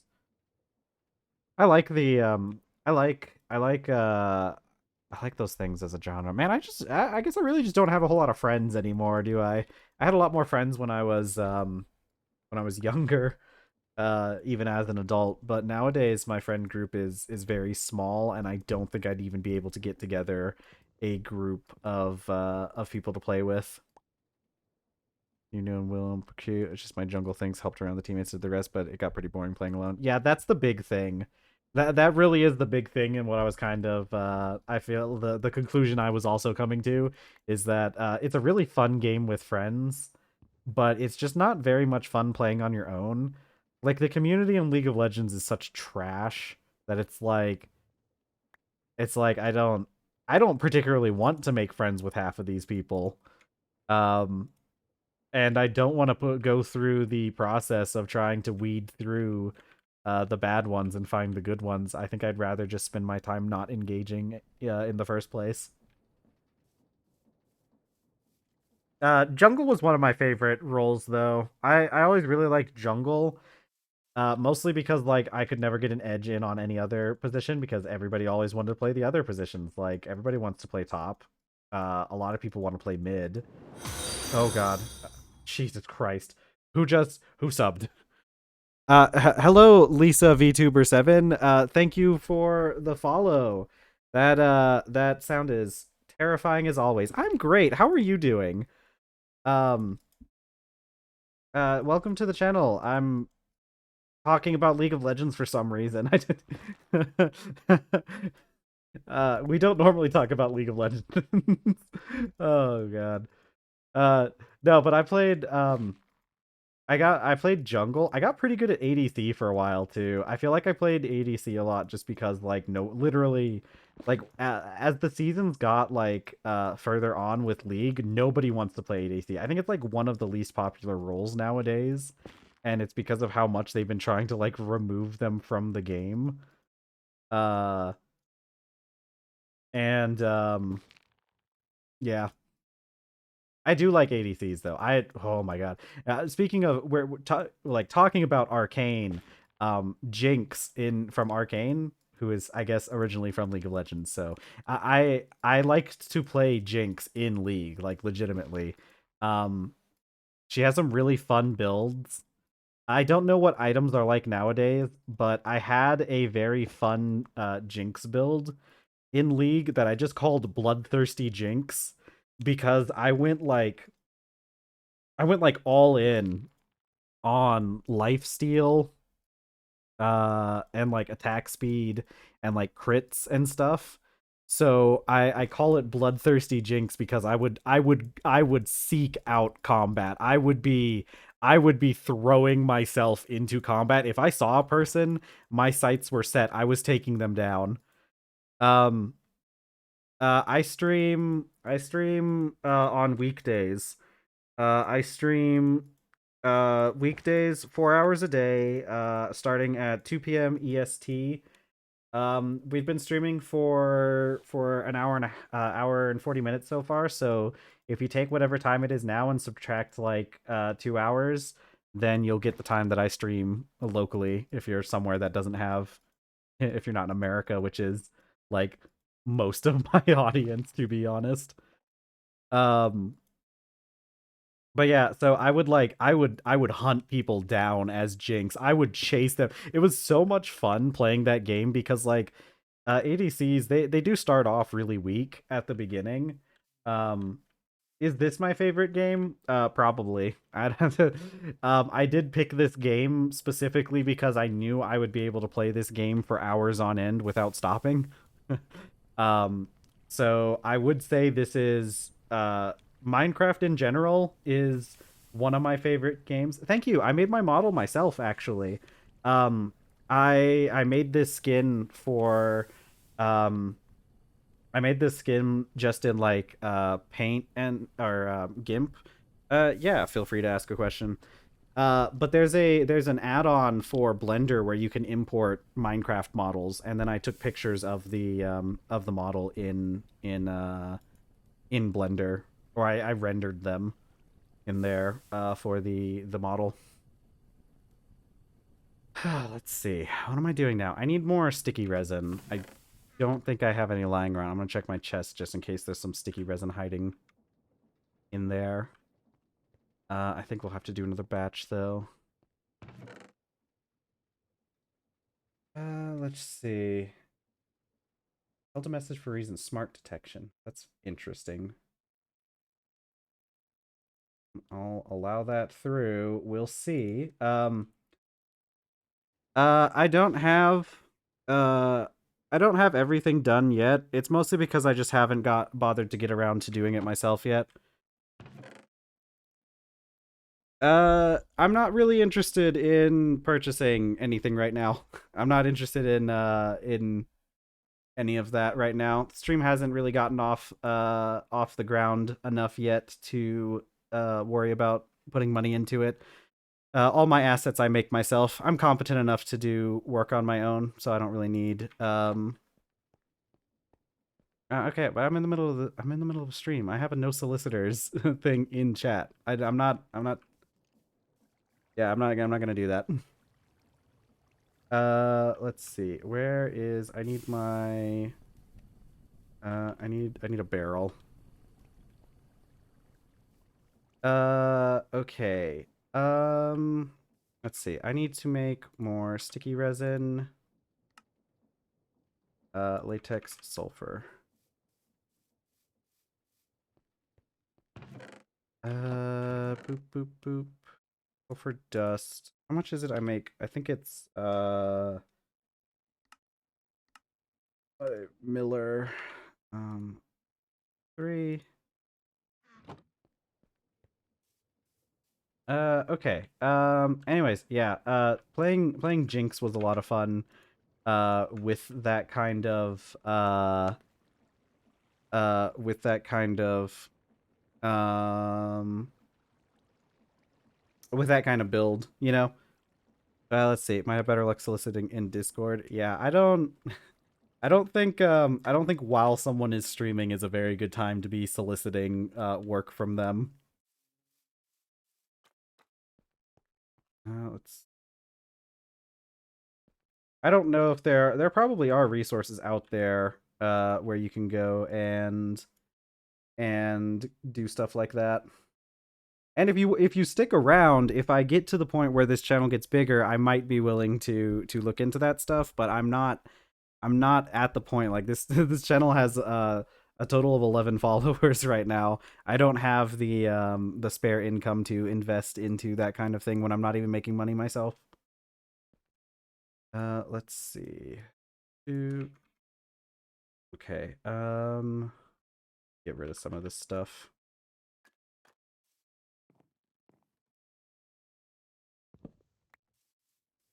Okay. Uh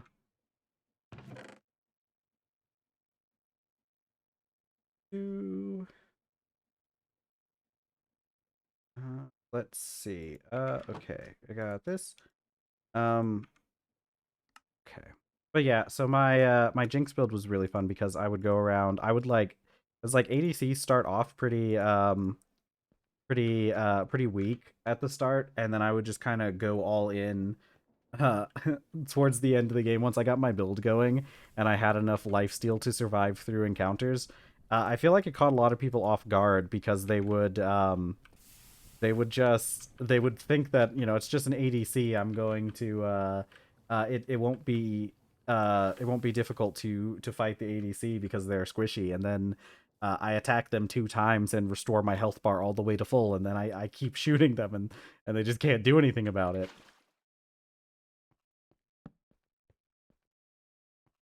Let's see.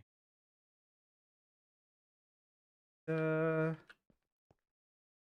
there. Okay, more sticky resin, and then we use that to make yeah, to make our resistors.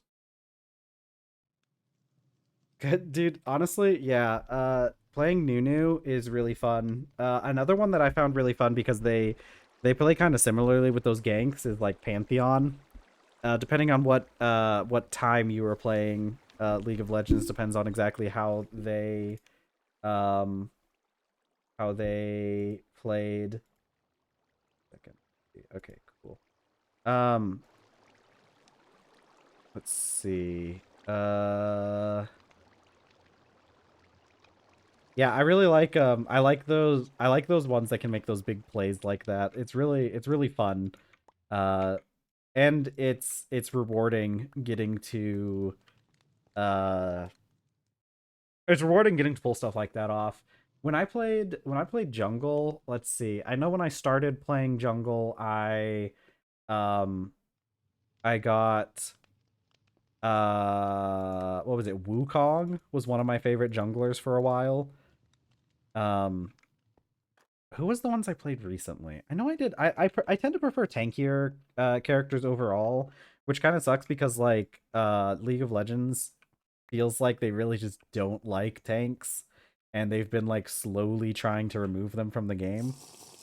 Um, but uh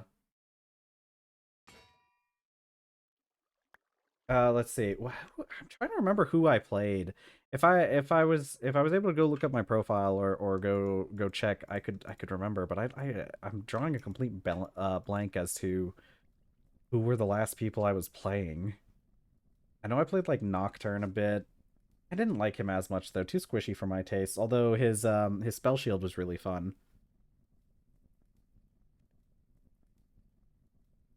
Um, Warwick was pretty good, especially after his rework. Was pretty fun. I remember I used to play Scion a lot too after his rework. Let's see, steel bolts. I think I only have the one steel rod.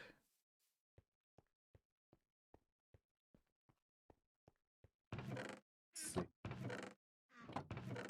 Um, steel. Okay, I'll just make some steel rods. I've played a few other MOBAs as well. I played let's see. Heroes of the Storm. Okay, Heroes of the Storm was my favorite MOBA of all time, I think. Um where'd my My steel ingot go? What happened to my steel ingot? What happened? Where did it go? I had a steel ingot. Did it like fall under the floorboards or something?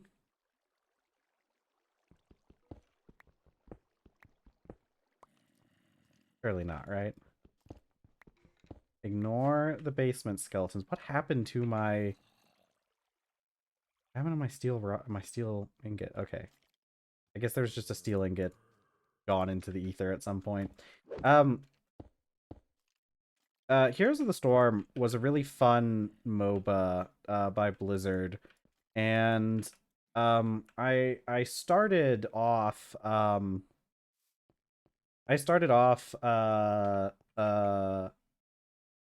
what was it? Um it was a really fun game. It played a lot differently compared to League of Legends. Just because it had oh, there's my steel. How did you end up over here? Welcome back, Robo. We're talking about League of Legends now, everybody's favorite topic. But actually, I guess I'm talking about Heroes of the Storm now at this point. I'm not talking about League of Legends anymore. um, no, Heroes of the Storm. I liked Heroes of the Storm much more um than League of Legends. Did I have another steel rod? I feel like I had another steel rod and I made these steel rods for no reason. It was, the games were a lot shorter paced and more objective based. So, and also, oh man, there were so many like interesting things that Heroes of the Storm did for the genre, and that I feel like made it a much better game than League of Legends. It's a shame that it didn't catch on, and then Blizzard decided to just like axe it for, because I don't know, because they're Blizzard. If anything doesn't make infinite money day one, then yeah, it is. That's mostly why I stopped playing League. We were talking about earlier, I actually can't play League of Legends anymore. Like literally I can't, because my computer is Linux at this point, and I can't you can't play League on Linux because it requires kernel level anti-cheat. Let's see. Okay. All right. I should be able to watch if I put steel bolt. Hold on. I gotta set this up real quick. Steel bolt is copper wire. Lens copper wire. I should be able to just drop this iron plate, because it is an iron plate, right? Yeah. But Heroes of the Storm was a lot more fun. I feel like the games were shorter overall, so it kind of already had that. Okay, so that's an issue. If I have, okay, I know how to solve this though. Can I just pick you up? Okay, I can. So I guess that's how I solve it.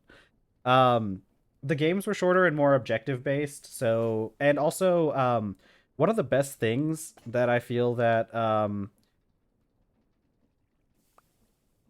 I only need one of these? Oh no, this thing doesn't.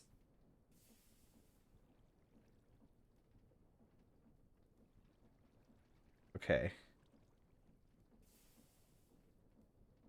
All right. Okay. I need more. I need more.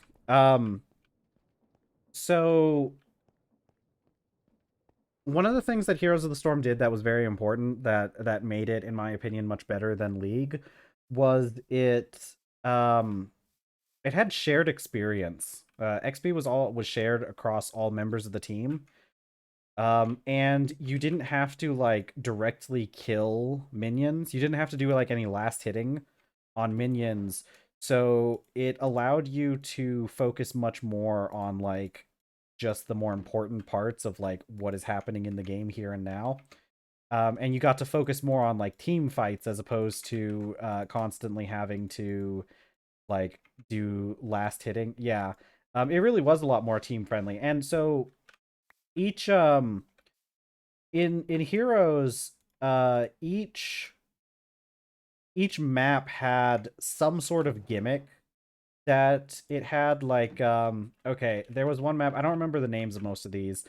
There was a one map where every, like, at regular intervals, um I think it would be there would be two separate there were three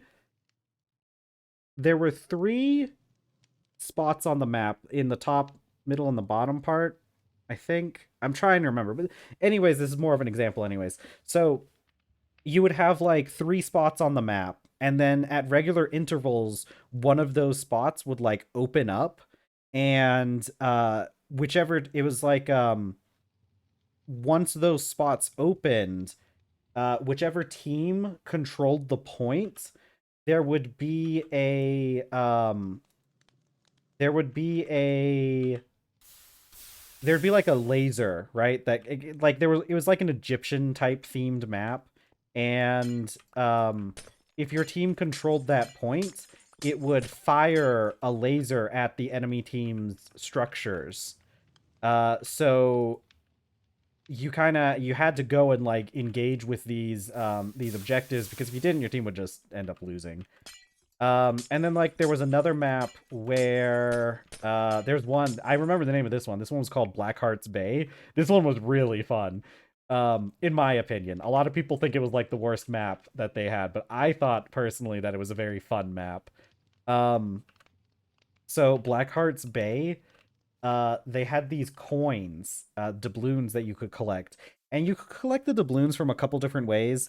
So if you cleared out camps in that game, which worked in a very interesting way as well. But if you cleared out the jungle camps in that game, on Blackheart's Bay, they would drop the gold coins for you to use. And there was also like periodically chests would spawn, and if you destroyed the chest, it would pop out like 5 coins, right? So in the middle of the map, there was a turn-in point for the coins, and if you could get to that point and turn in the coins, it would cause the pirate cannons to fire on your enemies, on their structures. And but the point was like in the middle of like a jungle area, and was like, very very hotly contested. So you had to like you had to like play around. You would have to like escort people to go turn in coins, and make sure that your team kept vision, or like kept aware of like what team had, because like if you killed a person, if they would drop their coins, and then you could collect them. So it was like a whole balancing between like going and collecting coins, and fending off your opponents and stuff. There was one map that was based off of the it was based off of the Diablo games, or because this was a Blizzard game. And it had at regular intervals, two immortals would spawn in the center of the map. So you'd have like an angel and a demon or whatever, and they would be fighting with each other. And they wouldn't, I don't think they actually did damage to each other, but the two teams would go and assist their team's immortal in the fight.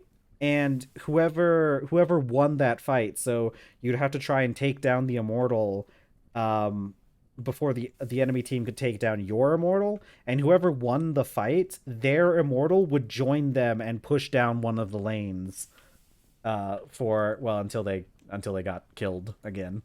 Um, but they had like so many fun things. It kept the game very fresh, Like it wasn't like you were just doing the exact same thing on the exact same map over and over again.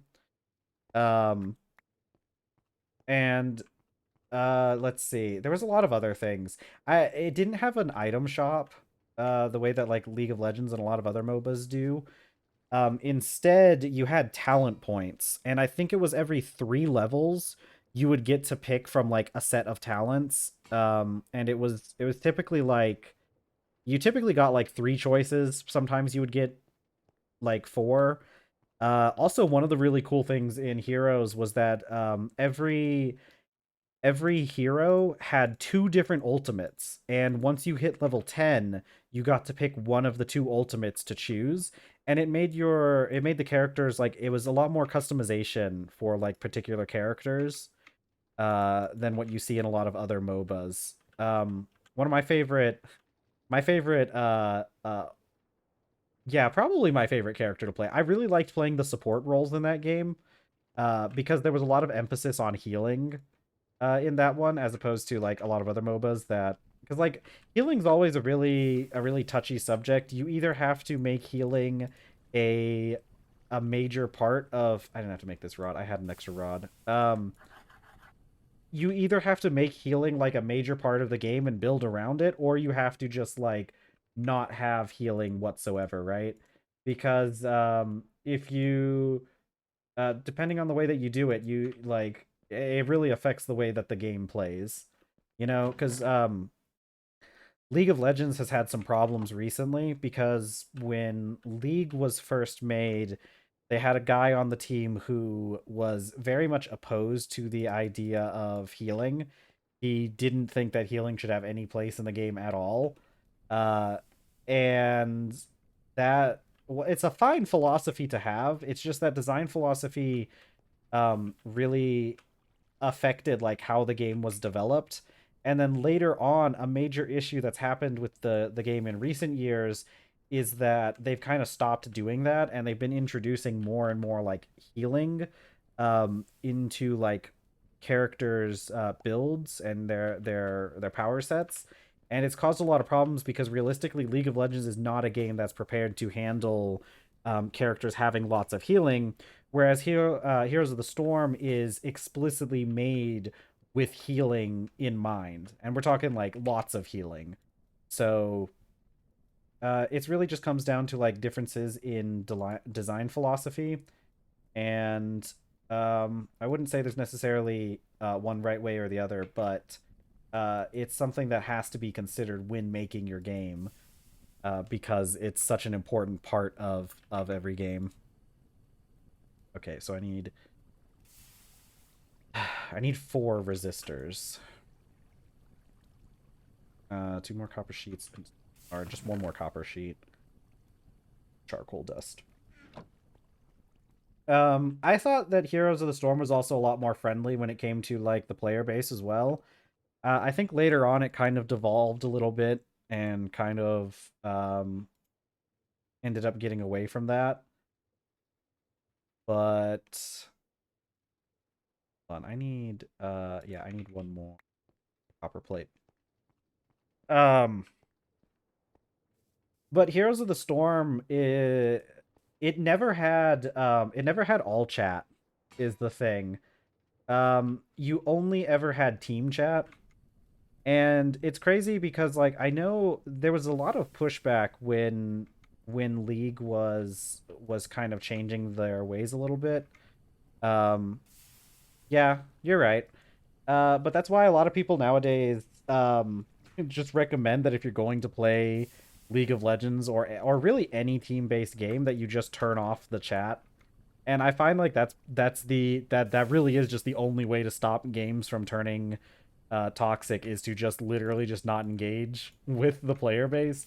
Which then at like that point it's like, why are we even like playing a multiplayer game? Or like, like why are we even bothering with multiplayer if we're not even like talking to our teammates? Um but it's unfortunate because most games don't really want to put in the efforts to that is true. The game community is generally very friendly, and I think part of it's because like it's only a fighting games are typically just 1v1, and when a game is 1v1, you can't blame anyone except for yourself when you lose. And I think that's probably the big distinction between fighting games and like competitive game like games with like teams like League of Legends, right? Because that's the biggest issue with like League, is that people the people that play the game just like everybody's always like, nobody wants to take personal accountability for anything that they do in any of those games. Do I need 2 more of these stupid vacuum tubes actually? I'm gonna cry. I need more of these stupid vacuum tubes. Yeah. Okay. We'll do this. Helldivers is the data set of every PvP, and Helldivers, no matter what people said. Yeah, I think that need two more, which means I need four more of these stupid wires. Um, I like that competitive like co-op games are becoming more popular again because you're right. It's a PvP games almost always devolve um into toxicity and like co-op games can be a little toxic too sometimes, but luckily with like co-op games, you know, if you have somebody who's being toxic, you just kind of kick them out, you know?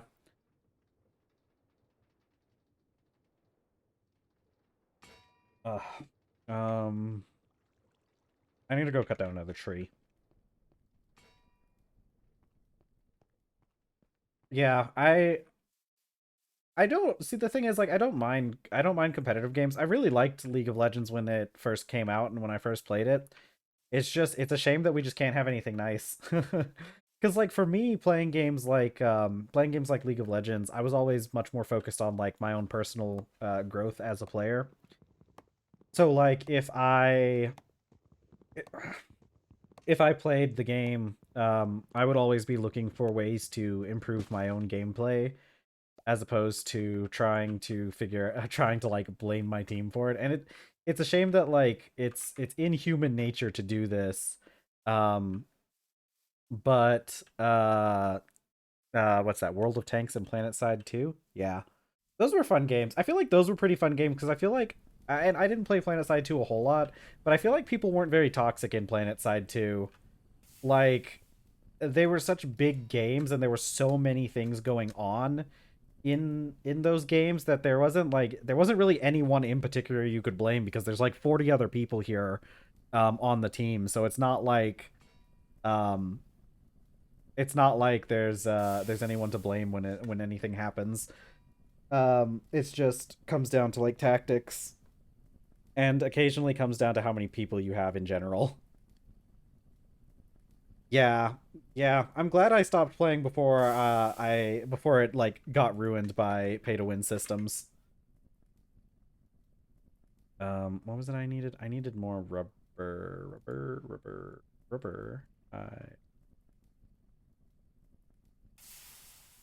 I think I need to go get more sulfur.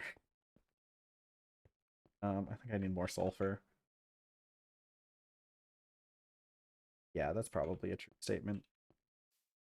Probably. I think sulfur spawns near the zinc that I have. I'm gonna have to go get. I'm just gonna have to go back to the mines. The mines of Moria, rock and stone, everybody. Um, but yeah, it's a shame because like I like competitive games because I like I like team based play. I like having those kind of structures because for me personally, like I'm not a huge fan of like fighting games that much because because everything's my fault when I lose those games. But no, it's because I like the tactics that go into like MOBAs more. Like I really enjoy the like logistics of playing games like League of Legends where you have to kind of like you have to make decisions about like do we invest resources into this advantage now or do we wait a little bit and like and go for a different objective instead because we can then use the momentum from that objective to do this and that kind of stuff. So I really like those kind of like that kind of like tactical um those tactics that you get to do a lot when you're playing those games. But it's such a shame that we just kind of can't have nice things and inevitably uh the player base ends up kind of just ruining it, which is why like when I don't play um um yeah, no, true, you are right. I wasn't even thinking about that when I was saying that, but yeah, you're right. I do play MOBAs like I'm playing Factorio. um But like it just sucks that people like just want to be toxic. Me personally, even if I've gotten like upset with a person in game, I've never gotten to the point where I felt the need to like call them out or something. Let's I have four of these. I need four copper wire.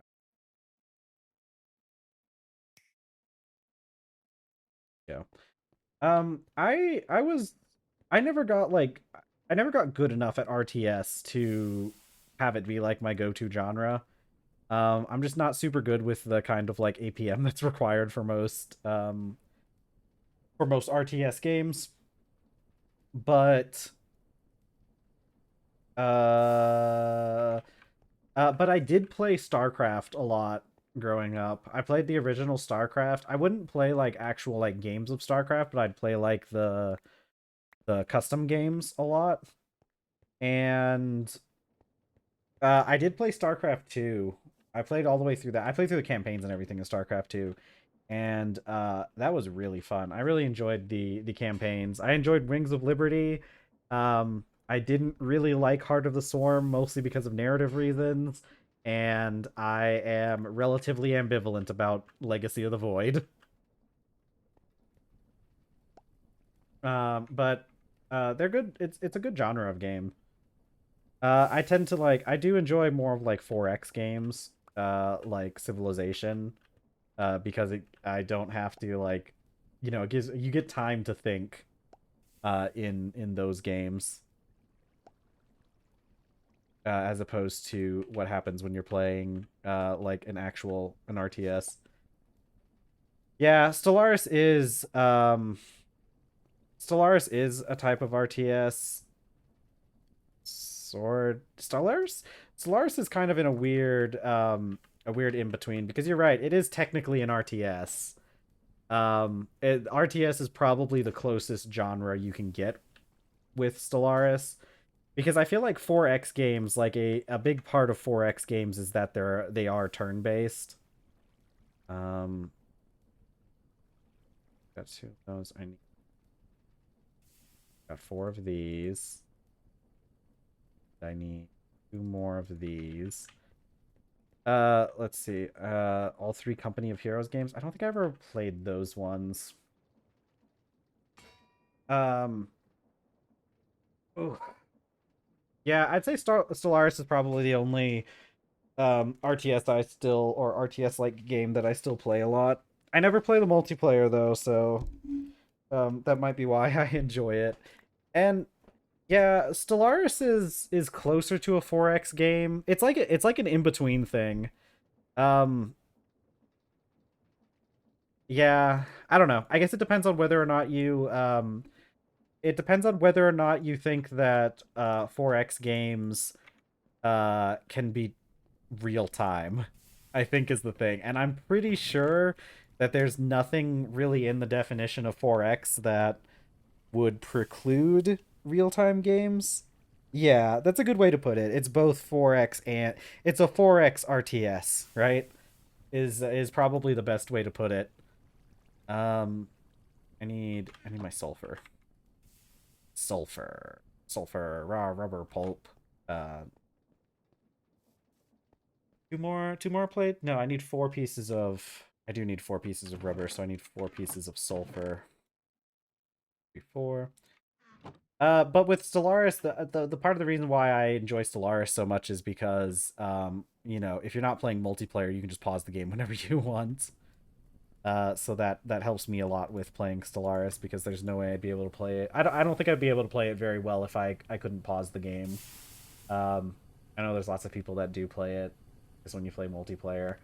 Um, but it's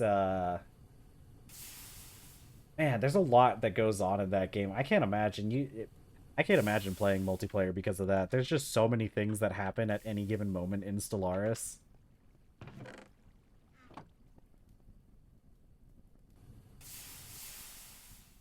Two rubber sheets.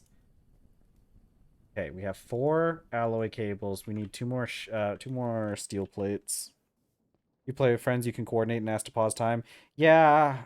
Yeah. I've heard about it because you can also like set the when you're playing with friends, you can make more determinations on like the speed of the game as well. Um Oh, come on. Please don't do both of these. I need a plate. Okay, yeah. Um and yeah, I mean that's a good thing. It's good that you can do that. Um but at the same time, I kind of you'd have to have like friends that play similarly to you because I had a friend, the only friend I had that um played Stellaris, and I never even played with him because well, we stopped talking long before I even actually started playing Stellaris. Um we just lost contact over the years. But he I remember him saying something about like having to play Stellaris on like the higher speeds because like he thought it was like too he thought it he thought that it moved too slow. But then again, I'm pretty sure that guy was diagnosed with ADHD, so that might have something to do with it. I could never play at that at higher speeds. Honestly, sometimes I turn down the speed in Stellaris. Team up even when we play ideological mismatched empires. Yeah, it changes the game a lot too. Because there's it's a very different game playing with friends than it is playing against the AI empires, because the AI empires have like ways that you can manipulate them, their priorities and get them to like work with you. Whereas like friends, yeah, you can still do that, but it's a different, it's you have to be like you have to get into your social engineering stuff. I think it would be really fun. Maybe that would be something that we could do if I ever did a um if I ever got to the point we where I got more popular and I was able to get like Patreon going, doing Patreon Patreon Stellaris games would be very interesting to do. Um Yeah. Uh yeah, the AI I never played the multiplayer, so I don't know if I know I know there's like lots of ways to customize the AI to make it much more of a challenge. I don't think I've gotten past the point of playing the game on I think I play the game on like one notch above the middle difficulty. I think it's captain might be the difficulty I play on. Um yeah. No, that would be really fun though. That would be a fun thing to do as a community later on, and who knows if we if we get more if we get a bigger fan base, maybe we'll eventually I'm not looking forward to it, but maybe eventually we'll have to do a Discord server, and I'm sure we'll end up with more than enough Swedish people that play Stellaris to fill out some games. Yeah, true. It really is. And yeah, it does kind of just get to the point where you're just giving the AI an unfair advantage because you can't make the AI smart enough to like truly match with humans, because I like no matter what kind of AI you're right, like people are going to find ways to like manipulate them, because AI always follows specific sets of rules. So um, there's always some way to manipulate their decision making abilities or lack thereof. Okay, we got the quest for the steam turbine now. We need this wire mill. I am getting extremely frustrated at the fact that um I have to keep clipping these stupid wires because they're so much more, it's so wasteful. So we need this wire mill. But okay. Quick motor.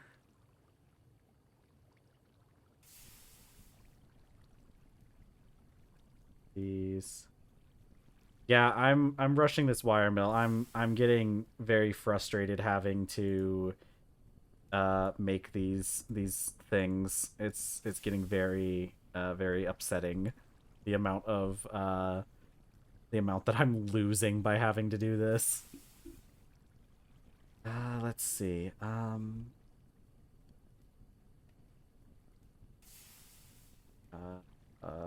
Uh, okay, I got my plates there, plates there, plates there. These stupid things.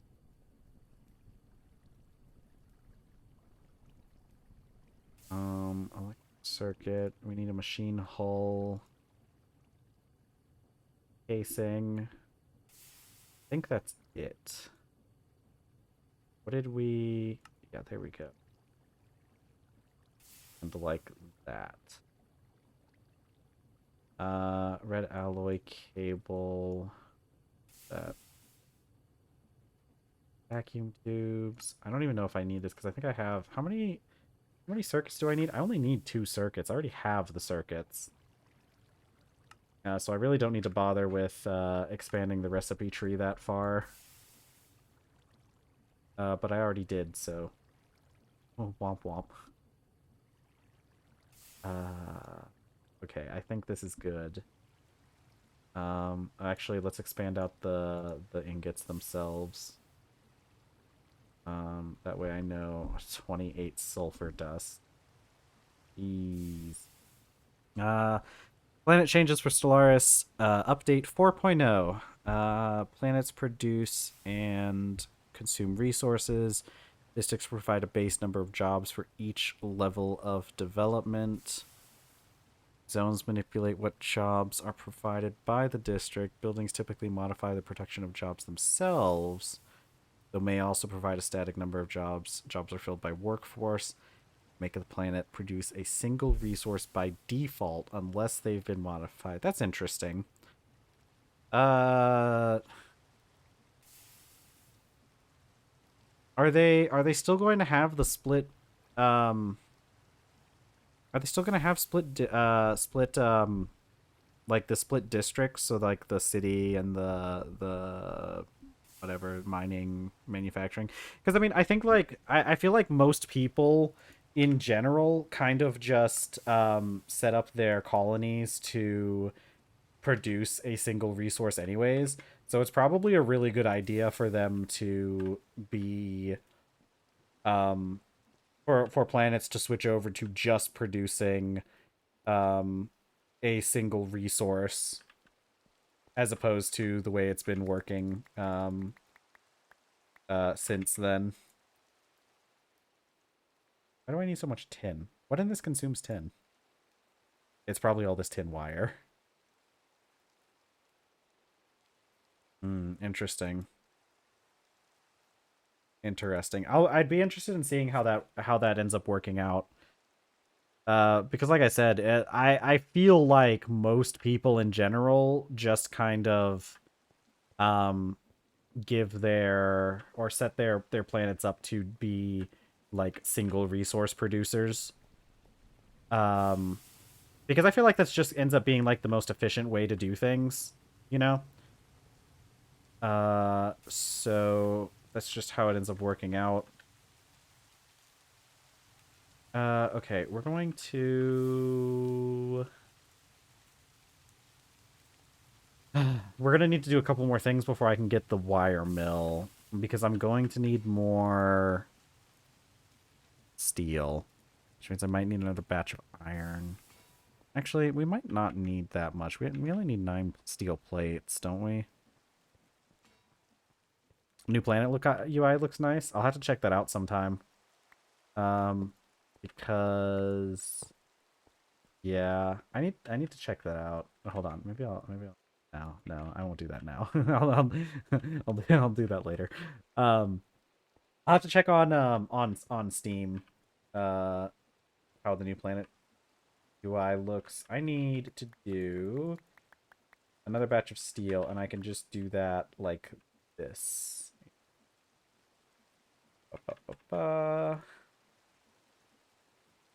Yeah, I'm excited. I'm I'm excited for some new updates. The cool thing about Stellaris, it's crazy because like I think it's easy to forget how long Stellaris has like been doing its thing.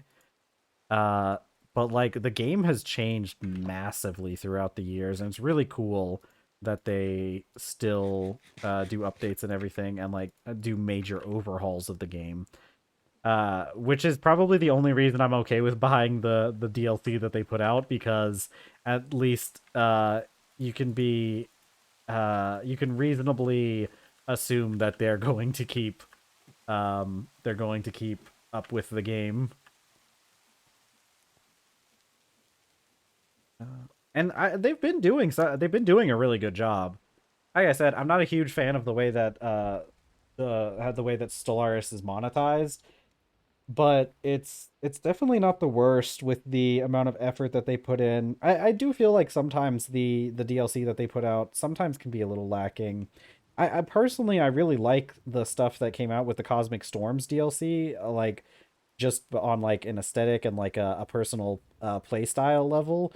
But the Cosmic Storms DLC probably wasn't really worth the price of a full DLC. Like realistically, what did they really add with Cosmic Storms? Right? Like they added the Cosmic Storms themselves are cool, I guess, but eh, take it or leave it. I think they're cool, but what? Because that DLC costs like how much? It probably costs $20. I'm pretty sure 20 USD. Um, and I just feel like sometimes they'll put out updates that are like way more than what you would expect from like even normal DLC, and then sometimes they put out DLC that's just like a little bit below the kind of standards that they themselves have set, I feel. I did really like there was that other one that came out recently, the one that did the updates with because like yeah, because the one that came out before Cosmic Storms was that one that did the I don't remember the name of it, but it's the one that did the where they kind of took a bunch of stuff from Warhammer, right? Because they added like the cybernetic creed, which is just tech priests, and they had the luminary, the under one rule, I think it was called, which is just literally just the emperor. Um, and I they did a lot of really cool things with changing the way that the they added the new government structures with that, and added like the different things with the machine stuff. Although I think I'm pretty sure that was like part of like the free update with it, so you didn't necessarily have to pay for that, I don't think. But it's still one of those things where like not all of their stuff is created equal.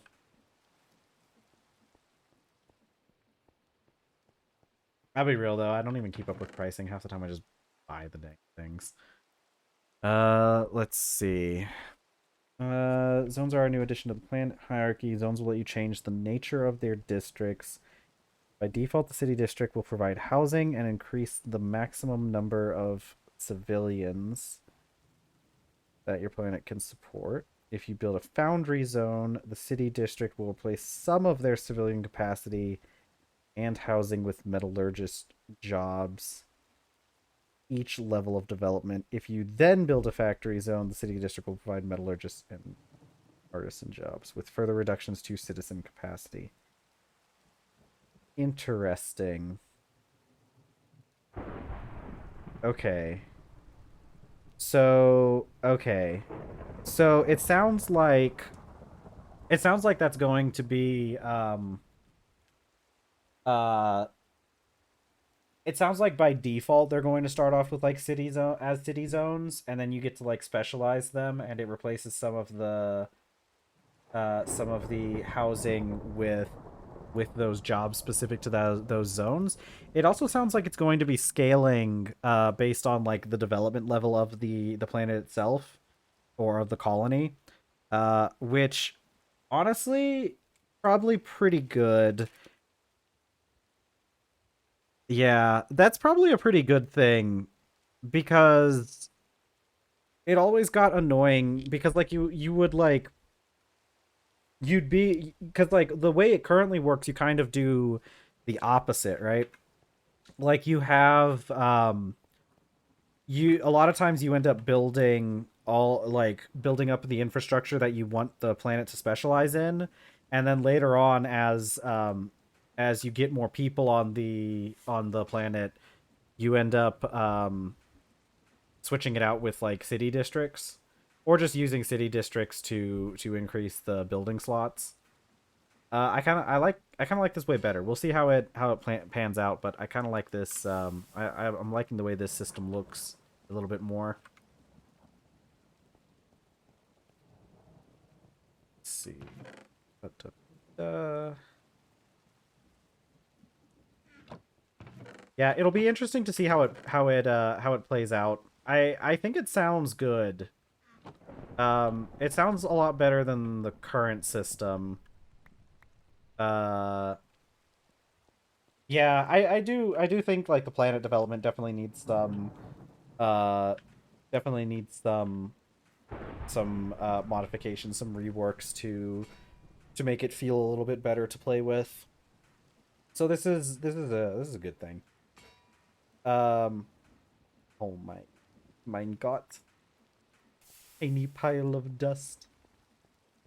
At least whenever I lose, it's only with things like tin, or um, or copper. I've been really lucky with the steals. Uh, Jeez. Okay. Got to develop building zones to unlock more building slots, it seems. That sounds probably it sounds better than the current system. I really hate the way that I'm interested to see what they do with building slots, because I really don't like the way that building slots work nowadays, or how they work with the current system, because like it always really sucks because I tend to want to like fill out my building slots, which means you got to build more city districts, but then you unlock new technologies that give you building slots. And so then you have to like figure out like, okay, well, how many of my city districts can I replace now that I've unlocked this new tech? Okay. We need more of those.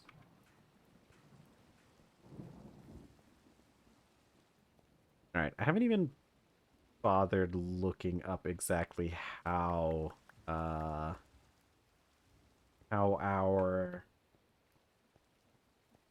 electricity works. I assume I just plug it in. By the looks of it, it'll be up to 12 buildings per planet. It'll be up to 12 buildings per planet. Capital zone starting with 3 slots. That sounds good. Um, yeah. Yeah, I'm really excited for them reworking the way that the building slots work. It's not a very fun mechanic to have to deal with. All right, I'm gonna go get more things. Actually, do I need to? What do I do with this? How does this work?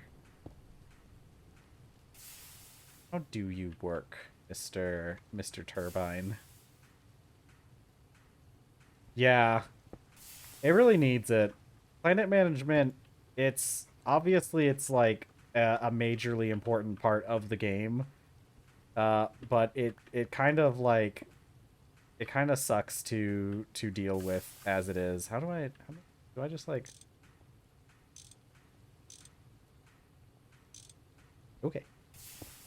I'm assuming the red side puts out power. Can I just like that?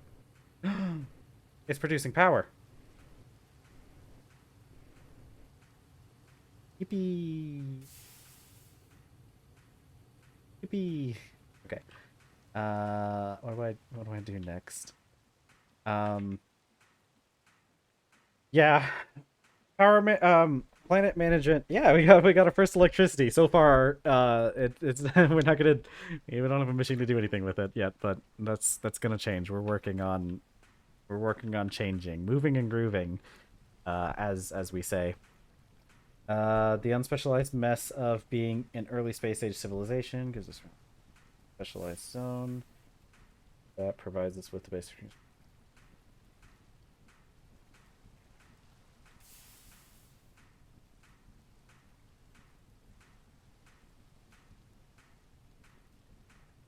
Hmm. New colonization UI. Immediately set the desired planet designation. Oh, that's pretty good.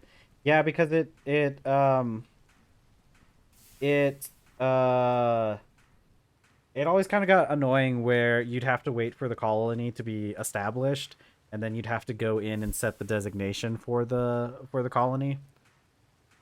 Yeah, I'm glad they're doing something different with that then. I need more sulfur. I'm gonna get more sulfur. I think there's sulfur by the zinc, so we're gonna go say hello to the skeletons in our basement.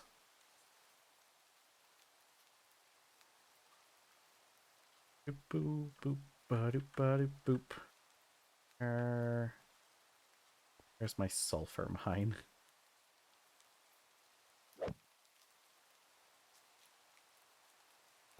Okay, any guys in here that want to kill me? Each generator puts out 1 amp of 32 EU per ticket. Most recipes use just under that, so broad strokes, each turbine powers 1 machine at a time. That's not fun. What if I want to run more than one? I guess we'll just have to work at just doing 1 machine at a time at the start, which I don't think is going to be that big of an issue. Because I'm definitely waiting on making more of those machines for a bit because I want to get the other ones. I want to get the fun machines. I don't want to have a million turbines. Hi there, kitty kitty. What you doing? You stretching? Yeah, you can come over here.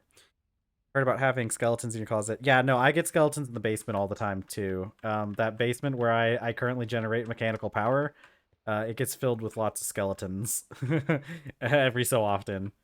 Every manner of creature finds its way down there. But I'm not seeing any in this one. They come and go in waves. Like you'll go to one of these areas and it'll just be filled to the brim with monsters. But then other times you go and there'll just be nothing. Increase it temporarily by having the battery buffer. Yeah, that's kind of what I was thinking. Um yeah, see there's sulfur in here. That's kind of what I was thinking we would end up doing is having some sort trying to get like batteries so that we can keep it a buck. You know? I hear zombies. Let's see. Which outputs 1 amp and 32 EU per battery. Yeah, I'm gonna have to figure out things with amperage. Hold on. Let me go let my cat out of the room.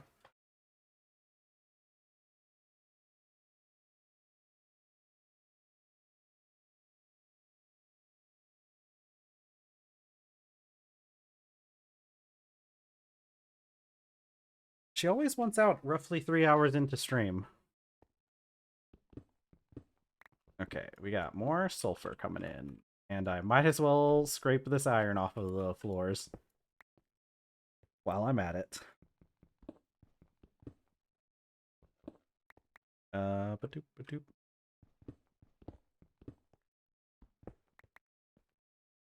Ooh. I downloaded Stellaris onto my Steam Deck last night, but I never got the chance to get around to playing it. I've been playing Hydroneer on my Steam Deck, uh, which is just a pretty generic game. I've just been playing it because like I play so many games where like everything is like like things are like time sensitive and you have like survival things. Like I've also been playing Oxygen Not Included on my Steam deck, which has been really fun.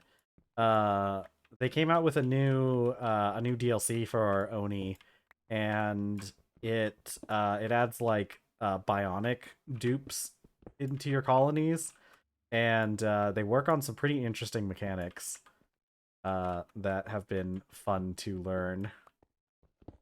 But I've been playing Hydroneer because it's a much more relaxed game, and I don't have to like worry about things all the time, like I do in every other game that I play. Full buffer can run quite some time, so even with just one or two generators, you could run the buffer amp output amount of machines for a while. Yeah, we'll just have to see. It's not like that big of a deal, even if because like worst case scenario, we just kind of have to make sure that um we just have to make sure that we don't run too many machines at the same time. It's kind of like in real life where you run too many machines and then you trip a breaker. Like like in my house where for some reason all the outlets on all the power in the bedroom shares a breaker with the bathroom, which typically isn't an issue until you try to plug two heaters in at once, and then it trips a breaker, and I have to go turn that back on, which is outside, in the laundry room, so it's cold and not fun.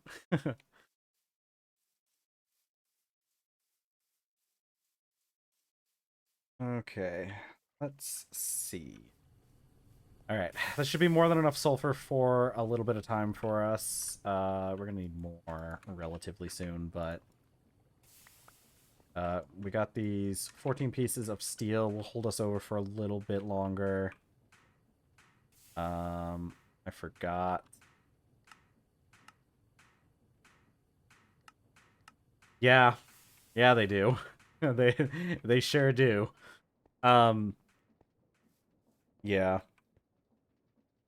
Ooh. Yeah, I would say most of the time whenever I trip a breaker, it's almost always due to heaters. They pull a lot. And my I think I think that whole section is, what kind of breaker is that on? I think it's actually on a 30 amp breaker, isn't it? Surely it's not that high and still tripping. It's probably like a 20 amp. I don't think it's 15. Most of my breakers are 15 amps. And I think that one for the bathroom and the bedroom is a slightly higher amperage, but I don't remember off the top of my head. Wow, I got all 8 plates on that. That's lucky.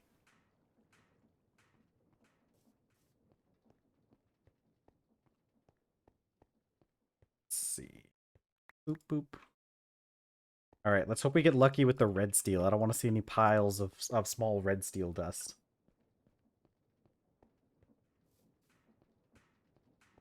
Okay, come on, let's go. Let's go gambling. Yippee. Uh, double yippee. Bonk. Aw, dang it. Please don't do another. I swear. Okay.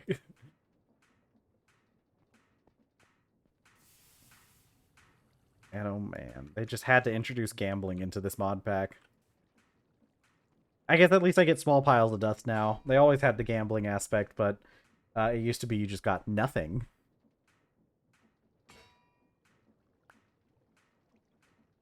Okay.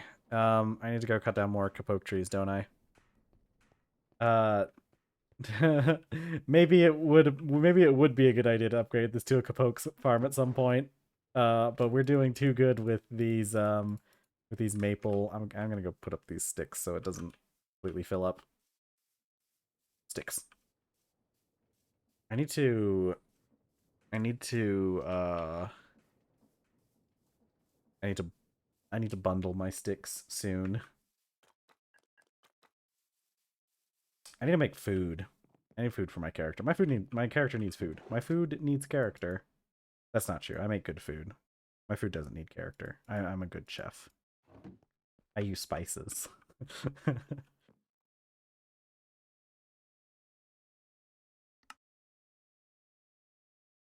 Okay.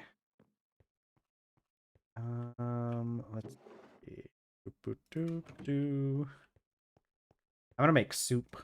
I went to the store today. My partner and I have figured out that um Thursdays, Thor's Day is a good time for me to take the car because we currently share a vehicle. Um, my partner is at work at this time, but they get off right around the time that I'm done with stream, so I'm just gonna go pick them up. And on Thursdays, they get done right around the time I finish stream. Their work hours are um a little bit different. So like during the first part of the week, they tend to stay a lot later, and then the second half of the week um they work I need protein. I need protein. Heck. Okay, hold on. I can go grab some tofu. Um but they work more during the first half of the week, and then they work less during the second half of the week. So we've kind of decided that Thursdays are going to be a good day for me to keep the car. These things never grew pineapples. I guess I just can't have outdoor pineapples in this place. Um, so I have the car right now, and I don't remember where I was going with the story. Um, but it's good. I have the car, and the car treats me well sometimes. You know, 3, 4, 5, 6. Because I can do 10 at a time in these things, right? You and me along together. Okay, there we go. Now I just plant more seeds in here. Hold on, I'm getting it's getting to me. We're in the last quarter of stream, and I feel like I enter into like autopilot, and then I forget what I'm doing. Um. Okay. We go. Oh yeah, right. I went to the store because I have the car today. So I went to the store. And you know, I don't know how it is in other places, but in here in the United States, we typically have our stores sales ads change over on Wednesdays. That's a pretty. Wait, I didn't check. I didn't check the heavy cream. It's probably going. It's probably gonna. No, wait, I did check the heavy cream. They did I? What did I do today? Okay, anyways, um, I they haven't reduced the heavy cream yet, and it goes out of date starting tomorrow because it goes out of date on the March the 1st, and I need to check it tomorrow because they don't have it reduced yet, and I want to get the heavy cream when it gets reduced so I can make butter. Because once that stuff gets reduced, it becomes much cheaper to make my own butter than it does to buy butter. So I gotta remember that. I gotta remember that. I'm sure it'll work out. Let's see, soybeans. But anyways, so they had their stuff on sale today, and today they actually had quite a bit of uh uh yeah, no, a lot of stuff kind of blurs together for me sometimes, and I completely forget half of what I do most of the time. It's more of just like I forget exactly what day I do anything. Um, but a lot of produce on sale today, in the sales ad. So I got a lot of fun produce, and by fun I mean potato and cabbage. No, they had some gold potatoes, the yellow potatoes on sale, and so I got a bag of those, and they actually had decent ones too, because you get in early enough, and you'll get the produce that they just put out, and and you'll have the pick of the best produce. That's a little pro tip for shopping. Uh, and Oh man, I have a fun story. This is a fun story from from going to the store today. But they had a lot of they had a lot of produce on sale. They had the yellow potatoes were on sale, and I found a really good bag of them.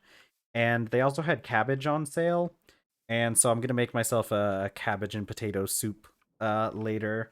I don't know if I'm gonna make that tonight or if that's gonna end up being like a tomorrow thing. I'm probably gonna make it tonight. So that's gonna be exciting. Cabbage potato soup. I'm letting my German roots shine through with my cabbage potato soup.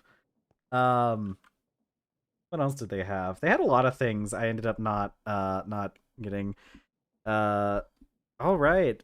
Thank you for joining us, Robo. Always love having you here. Good luck on your test. I think you said. Good luck with your subnetting stuff. I hope you do well. Best of luck. Good wishes. Um, but yeah, I'll probably will be making like a potato and cabbage soup. That's gonna be a real fun one, I think. Um, I've been recently I've been recently there's a brand. I don't know if they'll have it where you guys I'm sure they probably have like similar products in your area, but I've there's this brand called Better Than Bouillon, and it's like it's a stock concentrate, right? Like it comes in a jar and it's a little paste of stock concentrate, and the Better Than Bouillon brand that's been popular over here is really good, and I use it for many things. It's always a pretty great time with the Better Than Bouillon. Do I really need 12 pin cables? I'm gonna need so much. Well, I guess I already figured out the sulfur stuff, didn't I?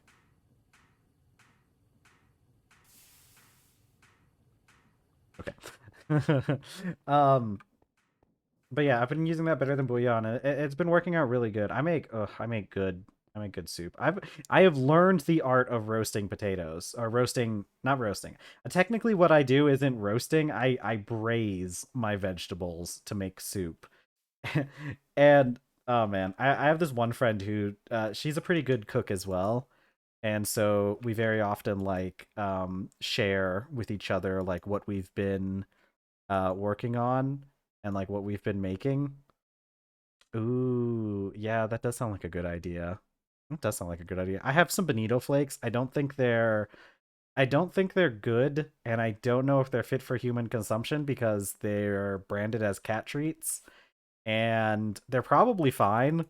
But my cats didn't like them at all. They didn't even sniff them. So sad.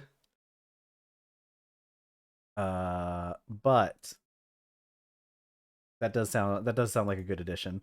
A wire, 1x wire. How do I what is the tin wires? Cobalt, copper, europium, gold. We can gold wires. We we might make gold wires to use as our I might make gold wires to use as my main wires, because I'll be real with you, I do not use gold for anything right now, do I? I really don't use gold for anything. We might be a gold wire family here. And it looks like they'll last us for a long time. Because they go all the way up to high voltage, and they can have up to 3 amps, and they have pretty decent loss. I mean, they don't have how about aluminum wire. We'll replace them with aluminum once we get that. Thin wire is not really worth. Oh, it does have less. It does have lower loss than other ones, but other than that, pick the one with the lowest loss. I mean, sure, but what if I have a million gold? Tin wire would be a pretty good one for this age because it's kind of like custom made for this. Annealed copper wire is a really good one too. How do I make annealed copper wire? How do I make annealed copper?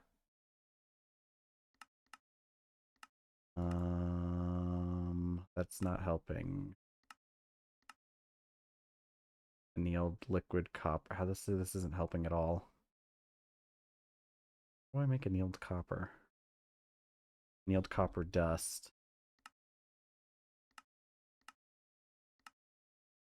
A mystery that will forever escape us because I'm not I'm not looking into this. The caves are insulated, so they're less lossy. You're right. I should be insulating my cave. Right, cables, not wires. That's a good point. Because I was planning on insulating them anyways. Because I don't know if this is one of those games where you get shocked if the wires are uninsulated. This is better though. So like gold cables is only only has a loss of 2 smelting in arc furnace. That's kind of what I thought it would end up being. Uh yeah, I think okay, but listen. I have a gold. Gold. We'll see. I think I might just go with gold because I don't think we're going to be having the cables be super long. What do we use for what do we use for storage in this? Like what is the name of the block that stores energy in the battery buffer? Oh, it does nothing. Okay, no wait, I see.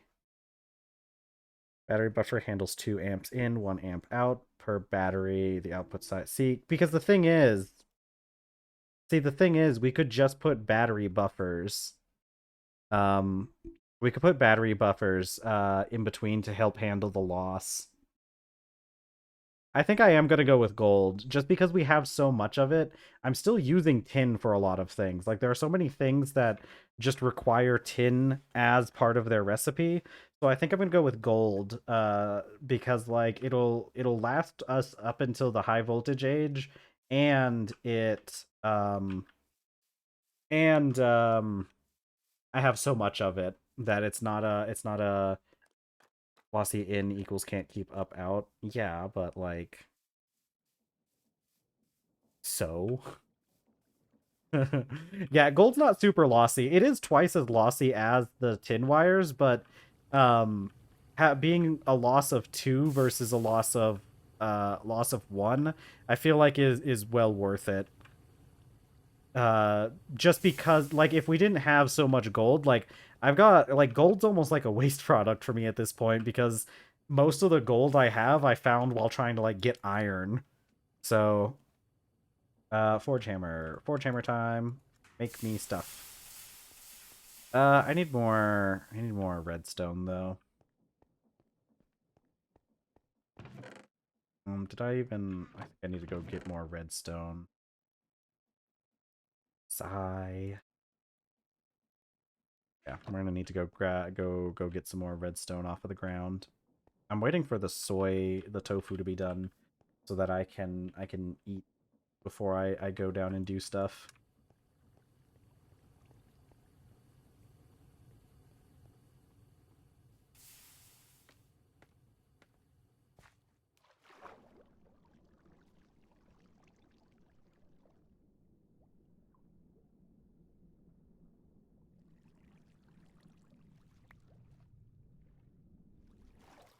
I'm glad we have so many of the resources that we need for the most part just kind of around our base. We're real lucky that we found that one iron mine. Because like most of the things that we can't get around here are like tin and nickel so far.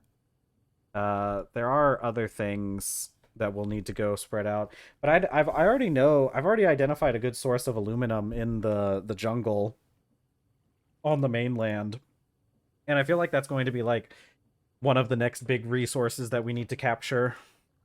So I think we're in a good position for that.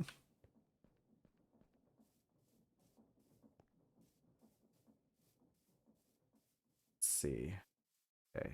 Um, maybe yeah, true.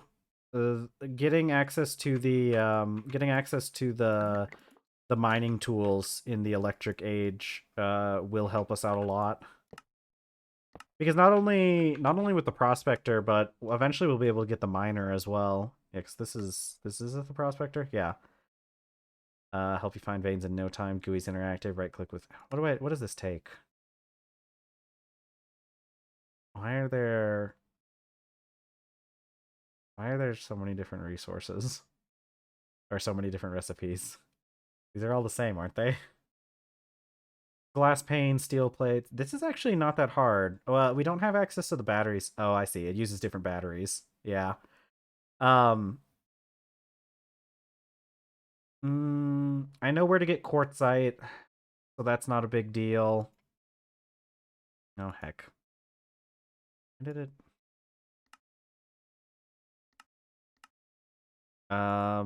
Yeah, I already know where to get quartzite, so that's not that hard to make. We're gonna add that to the list. Well, it doesn't matter. Battery alloy. Battery alloy. We need the... Where do I get this stuff again? I know it was mentioned it was the... stupid night. Where does that stuff spawn? I swear I've seen that stuff around somewhere. When I was searching for other things.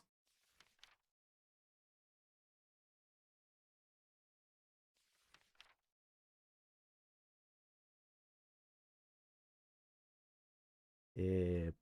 I wish there was a search function in that thing. Uh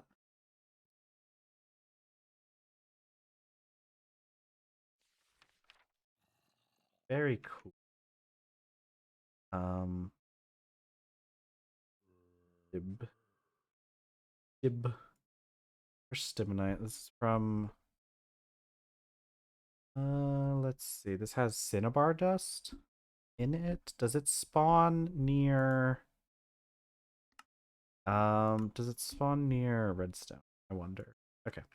That's a question for later. We don't really have to answer these things. Um okay, tofu. Tofu time. Tofu and pineapples. I think we're getting to the point where we can start eating the pineapples instead of only um actually what are the hanging hold on, let me go look up my stuff with the greenhouse. Greenhouse.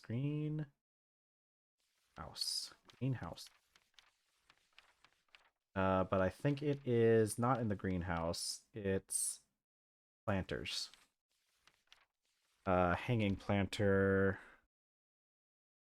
Yeah.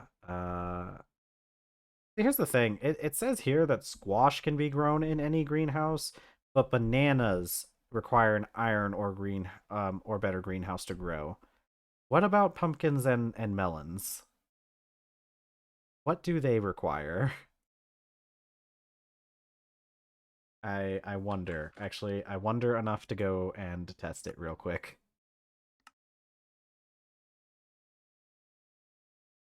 I need the information. I need the knowledge.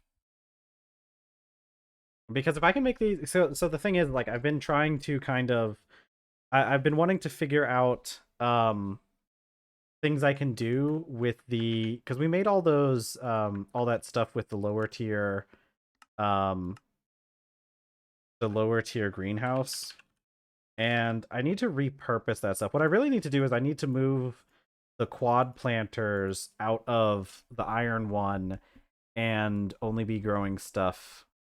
Yeah, actually, why am I even bothering? Okay, I still want to know. I want to know. Um, door. I need to figure out what that crafting calculator does too. Uh, Climate. And hanging. Let's get. I want melons. I want the melons. Okay. Um,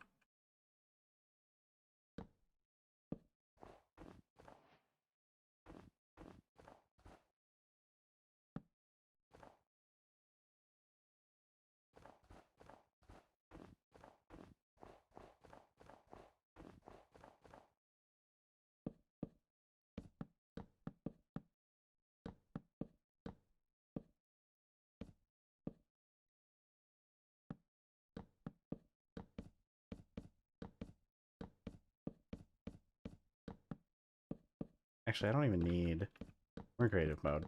I don't need... I'm gonna do it anyway. Pop, pop.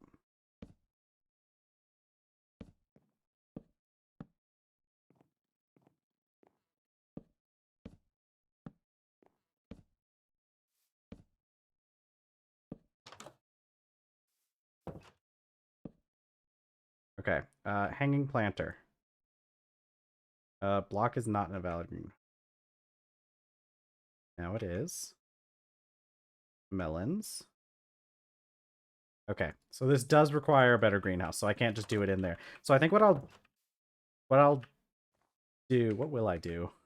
How do I water these? Can I, how far does this need to be? Okay, it does need to go from a, it does need to hang from a block, doesn't it? Yeah. I can go squash in them though, so I can test with squash. Not squash, I need seeds. Okay. Can I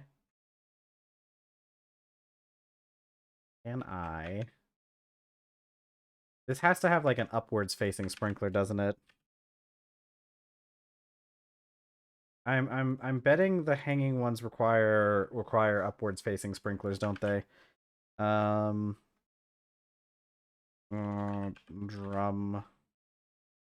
and water. Right, because if I like do this and put that there.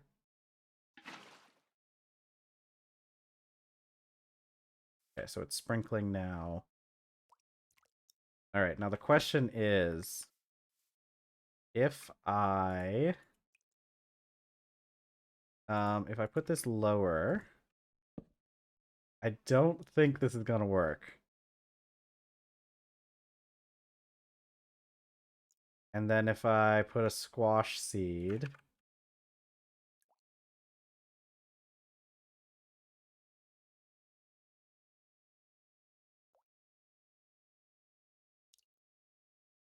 yeah, so this isn't even going to, technically speaking, this should be watering this, but it's not. I could, if I had an upwards facing sprinkler, water.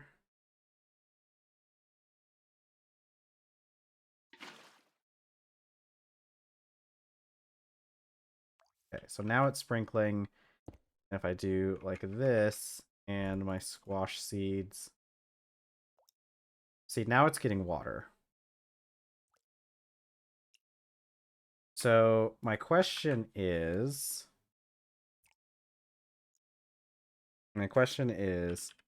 enter, if I got a quad planter, let's say I placed it there.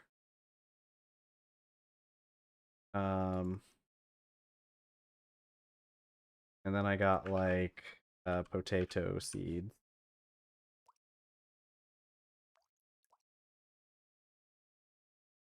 Bop, bop, bop, bop. So yeah, that's not working. So these ones can't be watered with an upwards facing sprinkler unless I put this, maybe if I put this higher. Like there. Are you go okay, so now it's getting water.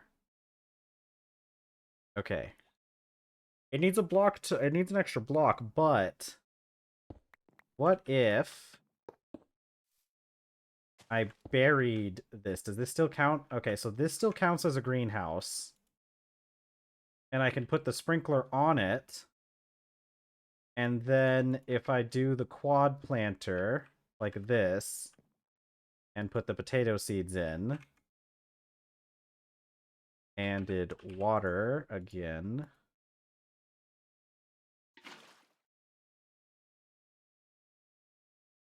Okay, so now this sprinkler on the floor watering both of these. Is there really no way to get it to water this? This is the issue. If it only does like one above it. And I don't think I could lower this any further. Right? Like if I went even further down, put a drum, and then put the sprinkler. Oh my god, this still counts as a this still counts as a greenhouse. So if I put water in here and it starts sprinkling, oh, maybe it doesn't count. Maybe I think this counts as a greenhouse, but I think the sprinkler isn't counting itself as being in the greenhouse. Yeah, so this isn't stopping this from acting as a greenhouse, but it is. The sprinkler doesn't realize that it's part of a greenhouse because it's technically not in the greenhouse. Okay, so there goes that idea. Okay, but this works. If I can this works. Oops. Oops. Uh-oh.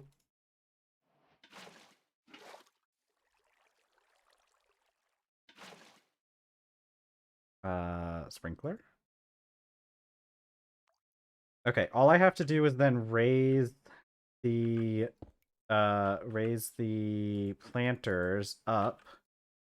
Yeah, see, and it can get water from down here.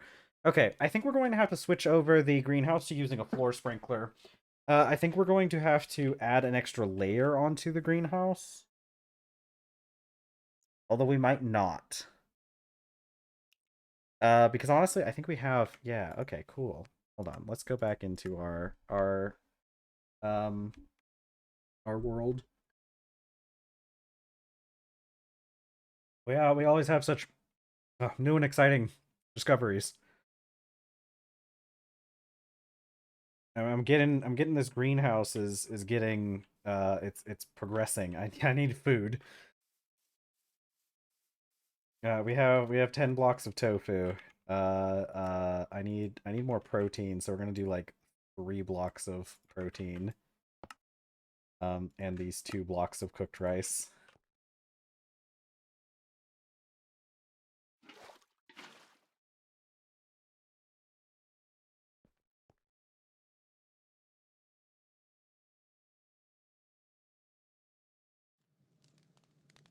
Okay. Um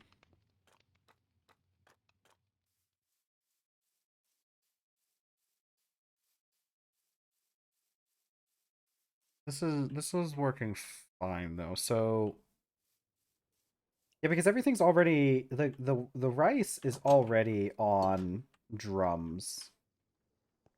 So we don't have to worry about the rice. Okay, this opens up a lot of new possibilities for us.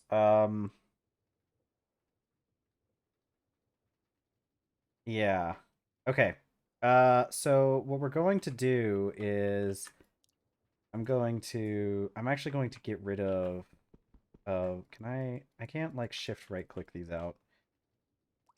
Okay. We're going to that was a bad idea. That's okay. I can put the beans um in a place where they're safe. We're gonna wait on everything to finish growing. This hydroponic planter I think we can move, but we'll gain a little bit of space in here by moving some stuff, and then we'll do some hanging planters. Thing is, I wonder if I can put a hanging planter like here above like the trellis planters, and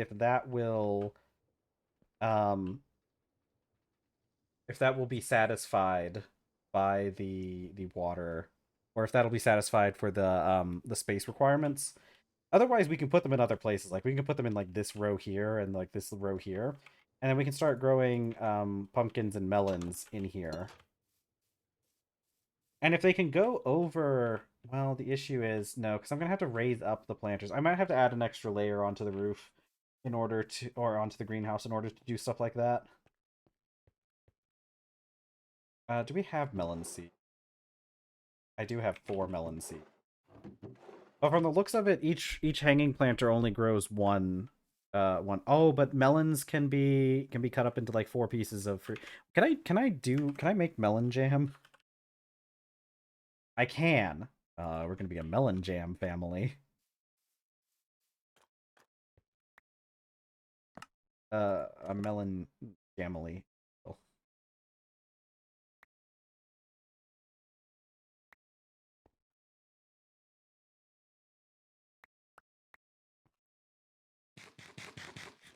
A delicious tofu rice soup. Yeah, yeah. Melon jam does sound pretty good, doesn't it? Yeah. Okay. I'm gonna do that once this batch of crops finishes. I'm going to convert the greenhouse. I think the best thing to do, because hold on, what does this thing say about sprinklers? Irrigation. Yeah, see, so sprinklers facing up irrigate the same 5 by 6 by 5 area above them. I think if we attach a I think if we raise the level of the roof by 1, which means we'll have to raise up the windmill a little bit.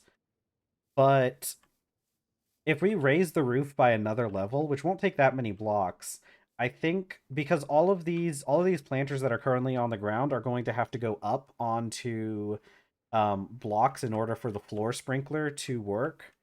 And if we raise the space in here by an extra 1, we might be able to run hanging planters over the other planters. And then maybe I could put some more trellis planters for the pineapples. Yeah, that sounds like a good idea. Because then we could have a row of, we'd have the 2 trellis rows, and then we have a row of potatoes and a row of soybeans. And then the hanging planters can do melons. I think that's what we're gonna do. I think that's a good idea. Sounds like a good idea. I'm gonna go with it. Uh okay. Melons can go in soup too, right? Because we will probably turn it into we'll turn it into some of it into jam, but I think also yeah, melon, no, jam pot. Soup pot. Okay, melons can go into soup. Okay. Yeah, and that'll solve our fruit needs, and then we just need to solve our dairy needs somehow. Which we still haven't gotten access to rennet because I literally haven't gotten any rennet from any animals that I have killed so far. Like it just doesn't exist for some reason. Okay, I got my food taken care of, so we have time to continue doing other things.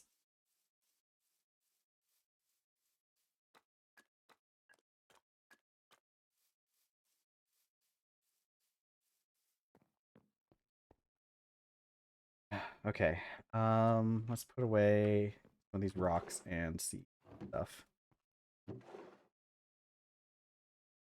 and this pineapple fiber. We're getting to the point though. Um, we're definitely getting to the point where the pineapple fiber is becoming less and less important. Like, look at that, we've got 14 pineapple fiber right now, and that can make us 7 pieces of leather. Uh, we really could make that beekeeping outfit pretty easily. Because the beekeeping outfit's just, yeah, it's just a leather tunic. It just takes 1 piece of leather each. I'm gonna have to do that later. What does it take to make armor stands in this? Surely it's not too complicated. Yeah, that's easy. And a bundle of sticks and a smooth stone slab, that's easy. We could put we could have our bee stuff, and then I could put the armor, the beekeeping outfit next to the bees. What was I doing now? I need I need more redstone. I need more trees. I need to go cut down some more kapoke. Yeah. Honestly, maybe we do what this pack really needs is some more fashion. True. True. Oops, not what I meant to do. Okay. Um So I might make this into a Kapoke farm sooner rather than later. I think the... Can I plant on... Okay, it can plant on rooted dirt. Using the capoke to make... I didn't realize how much of this rubber pulp we would need. And we have enough maple now to last us for a while. We're going to get another round of maple as well.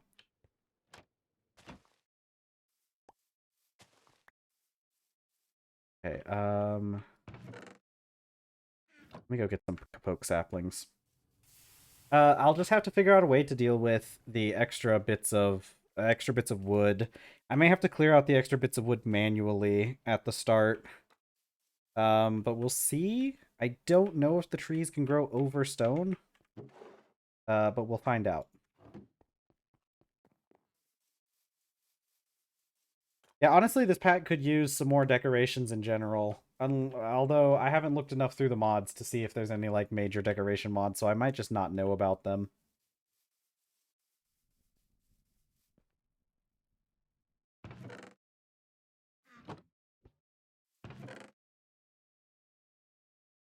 Okay, let's move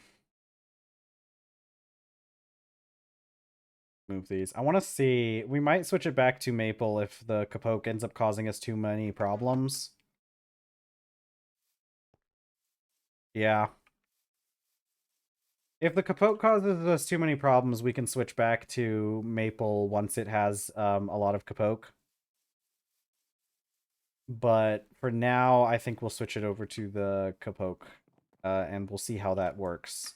If it's too much of a problem, we can always change it later again.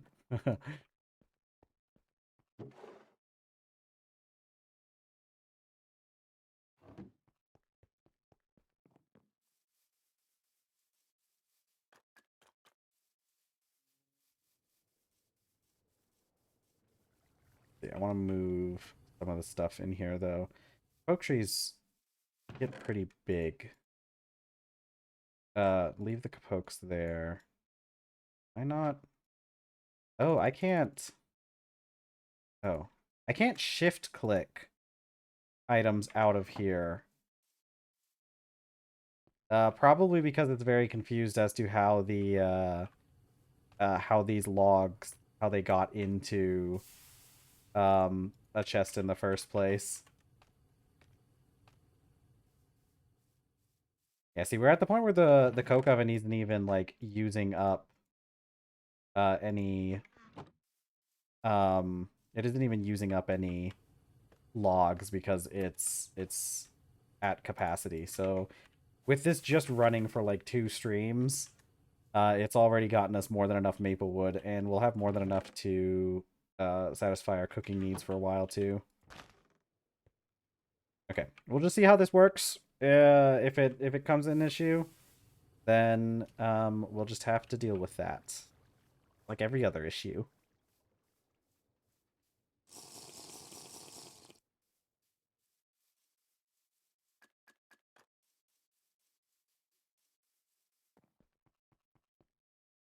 Let's see.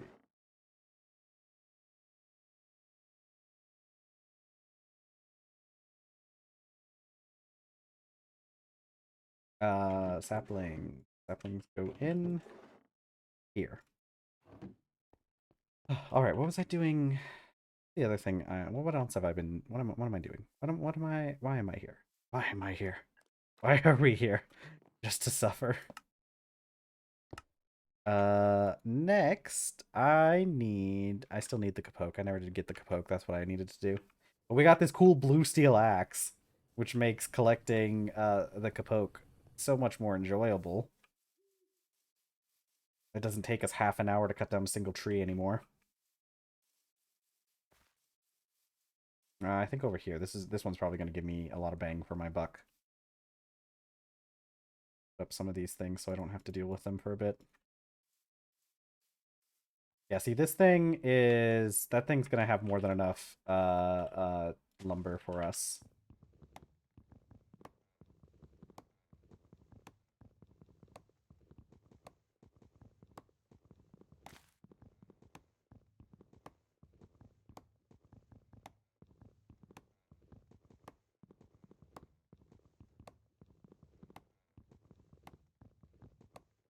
Yes, man, this thing is so fast.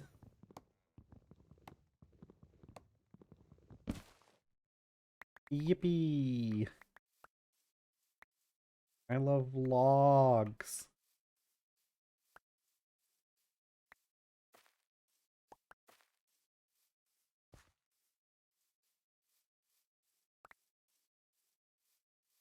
Boop a doop. Man, I gotta get some time in getting more music for the stream. Uh I think music would help me as well and prevent me from going insane over time. It's good. I just gotta put in I just gotta find the time. There's so much stuff to do. I keep um I keep like putting off doing things just because what? Why are why are you empty? All right. One of life's many mysteries. I probably destroyed that dirt and then just never bothered to replace it. Um but there's a lot of stuff I need to do IRL. I need to get my garden started. That's been one of the things. I think I'm going to like write down I think I'm gonna write down all the stuff that I need for my garden sometime today. Because one of those things is like I keep putting off doing stuff for the garden, but then I get to the point where I'm like, okay, I should do some stuff in the garden. And then I'm just sitting there like, okay, but in order to do all this, I need to do all these other things first. And it's like if I just um if I just wrote that stuff down, because like it gets kind of overwhelming when you do things like that. And I feel like if I just wrote down a lot of the stuff that I need to do in the garden before I got the motivation to do it, then I wouldn't have that kind of like mental load, and I'd be more willing to actually do it. Because when you have to do all the planning and all the work, it gets really easy to like put things off, you know? Because it's like, oh dang, I can't work. I need to do all this planning. But I don't want to do planning right now. I want to work. So I think getting the planning done later today. I haven't mentioned it. I can talk about like some of this how I end up spending a lot of my evenings. Um my partner and I spend our evenings together pretty often. We're typically hanging out, and especially a lot recently. And one of the things that we've been doing recently has been playing The Sims. Um, yeah, and then you got to make another one of those things that you put off. Yeah, yeah, exactly. Making a list gets added to the list. Yeah, we've been playing The Sims 4 a lot recently. We play together. And the way we play together is I'll just sit there and hang out with them at their computer, and we have two characters um in the same household, and we just kind of like take turns like controlling the game, and we'll set up like things for our character to do, and then pass control back over, and the other person will set up their stuff and all that stuff. It's been working out really well, and it's been pretty fun because we we both play games very differently. I've brought this up before about how like we both like with Minecraft and stuff, especially we both play games in very different ways. um and it is a lot of fun. Let me tell you about some of the stuff that we do. um so my character is a vampire.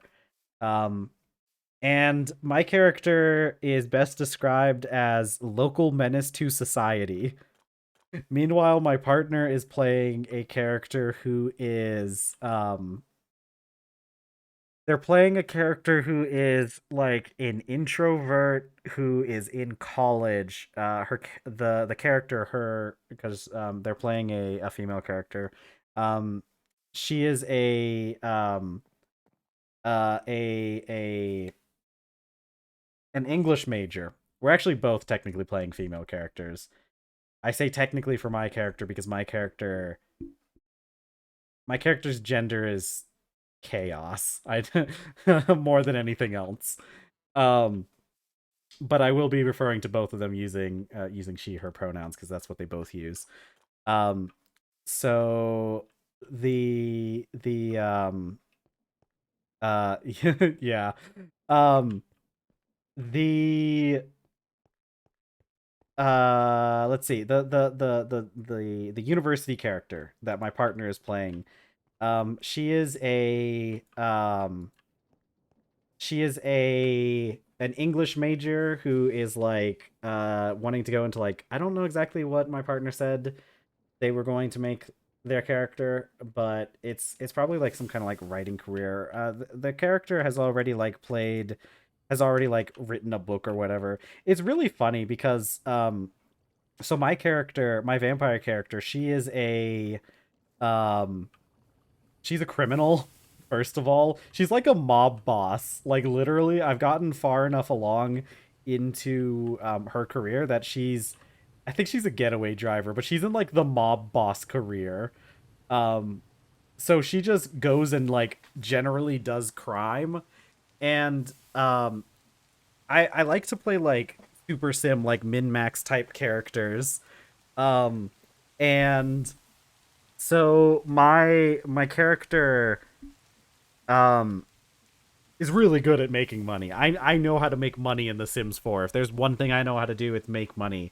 And it's really funny because the story we were kind of going with mine and my partner's characters is that they are uh my partner's character does is like doing university, meanwhile my character is like doing crime to fund their lifestyle cuz my um the university character she um she didn't like have any source of income until she wrote like yeah um she didn't um she didn't have like any source of income until she like wrote that one book that she gets like royalties from. But my character makes bank. My character not only do I have the criminal career, but I like power leveled painting, which I'm using to funnel her fame because I'm trying to get her to be famous as well. Um and so I'm making like bank like stacks on stacks of cash, and it's really funny. And oh man, the best part about my character is my character has the evil trait, and it's because my character has the evil trait, and because they're constantly going around causing problems for everyone in town, they are constantly like over the moon happy. My character is insanely happy all the time, constantly, is just having the absolute time of her life. Everybody else is miserable. Let me tell you about this. So I have a build for vampires that is it's crazy. Vampires are, if you know what you're doing, vampires are overpowered. The only type of sim that I think is more overpowered is probably spellcasters. Uh, but vampires I need levels on my vampire, right? I need vampire XP. So in order to grind out my vampire XP levels, I just go around forcibly drinking from everyone because that gets you like a ton of XP. It it keeps your thirst need filled, and it generally just causes problems for everyone. I had a thing. It's kind of funny. My partner's character has gained a lot of weight since we started playing, because when we started playing, my character would do things like order pizza and give the pizza to her college roommate person, while she drank from the pizza delivery person. The pizza delivery person hates me and is still one of my mortal enemies, and it's really funny. Um, and so I grind out XP on my vampire by going around and drinking from people all the time. And so everybody's like really upset, but my character's having so much fun because she gets happy when people around her are miserable. Um and like I rushed the there's a thing you can do. You can get a trait with vampires that makes you immune to the sun, and I made sure to rush that because, especially since I don't have strict control over my character like all the time, it's a little bit more important to make sure that she doesn't die out in the sun. But also, like, I also took in the first tier of vampire powers, there's a vampire power that just makes your it makes your sim not use energy, or it means that they use less vampiric power, right? Their vampiric energy. um the thing is, you would think, like, it kind of sort of is implied that that's mostly just for like vampire powers, right? If you take vampiric energy reduction, it makes it so that your vampiric powers cost less vampiric energy to cast. And that is true, but it also means that it reduces your passive drain on your energy. And since you can restore vampiric energy using the vampiric meditation, my character hasn't slept. Like, ever. My character's never slept, which is funny because you can take one of their weaknesses being like the restless sleep one, where they gain less energy from sleeping, and you can also take the perk, the weakness where they have to only sleep in a coffin, but those just become free points for me because my character never sleeps. So she's up at all times of the day, terror, and now that she's immune to the sun, it's so funny because I was pointing this out to my partner the other day, and I was like, "Can you imagine the lives of these Sims in this neighborhood?" Because I routinely just go out, and we're playing in that one map that was added with, like, I think it's like sand. No, not the it's one of the ones. It's one of the ones that's like inspired off of some. I think it's the one inspired off of like a Asian Pacific Island, Southeast Asia type. And it's the one that has the night market. And so my character has a habit of like going out and just going around town and just drinking everybody who's in town, and so I can grind out some XP. And I was mentioning to my partner, I'm like, can you imagine what it must be like?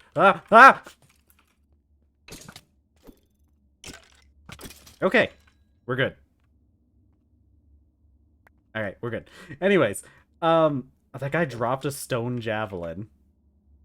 How did he get here? Yeah, Tomarang. That's the one that we're playing in.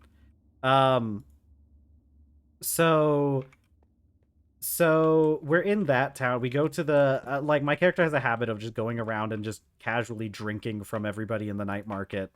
Um, but I was talking to my partner. I'm like, man, can you imagine what it must be like to like live in this town where my character is? Because like it's like a story where the villain gets stronger over time, right? Uh because like that's a thing that, like, in most stories you have like the heroes get stronger over time, but you don't often have like the villain getting stronger over time. Could you imagine if your neighborhood was like constantly besieged by a vampire, right? And like nobody can do anything about this because, first of all, my sim has a 10 in athletics, and I also took all 3 points in the vampiric strength perk, because my character does spend a lot of her time just fighting people, just for fun, but also as her job, because one of the things that I have to do is have her do mean interactions. So she goes around fighting people a lot. But can you imagine your town is being terrorized by a vampire, and it's like like you take the one little solace in all this is that, oh, it's okay because like at least they can't go out during the nighttime, right? Vampire still gets hurt by um what? 1, 2, 3. Oh, okay, I see what I did. At least they get hurt by the sunlight, but then like one day they just overcome their immunity to to the sun. They overcome their weakness to the sun. Yeah, it's basically I'm basically playing Dio. It's so funny. Um because it really is just like a normal suburb, and then you have my character running around. I have the vampiric speed now too, so I'm fast. Um, yeah, and like let's see what let me see if I can think of some lists of things that my character has done. Oh, I bought a horse. I just, I bought a I bought a horse. so the horse pack, the horse ranch pack, I it turns out one of the ways that you can get a horse is you can adopt one of the horses from like the shelter or whatever. They're basically like the horses that were like people weren't taking care of them, and so they got sent to like the shelter. And so it's like it's like an aggressive horse too. It's like aggressive, energetic, and something else. and so I buy this like slightly messed up horse, and he spends most of his time trying to bite people. Like he keeps going after my partner's character, and like he'll like come into the house, which he's not supposed to be able to do. But this horse just like comes into the house to like yell at people. And I don't take care of this horse at all, by the way. My character makes enough money that I don't even interact with this horse. I just wanted to own the horse, and I hired a ranch hand to take care of the horse. And it's really funny because it turns out it turns out that my partner's character had really good chemistry with the ranch hand. And so she ends up marrying my ranch hand. I had to get a new one. But it's such a funny, like, can you imagine this story? Because we've made jokes about how this is like a Hallmark romance before, right? But can you imagine this is like a Hallmark movie with the weirdest setup ever, right? Like it's such a cute story. Like you have this college student who falls in love with the ranch hand. And it's the ranch hand that their like vampire roommate hired to take care of the messed up horse that they don't want to like actually care for, but still want to own. it's it's like the funniest. It's the funniest Hallmark movie imaginable. That Hallmark needs to hire me. I have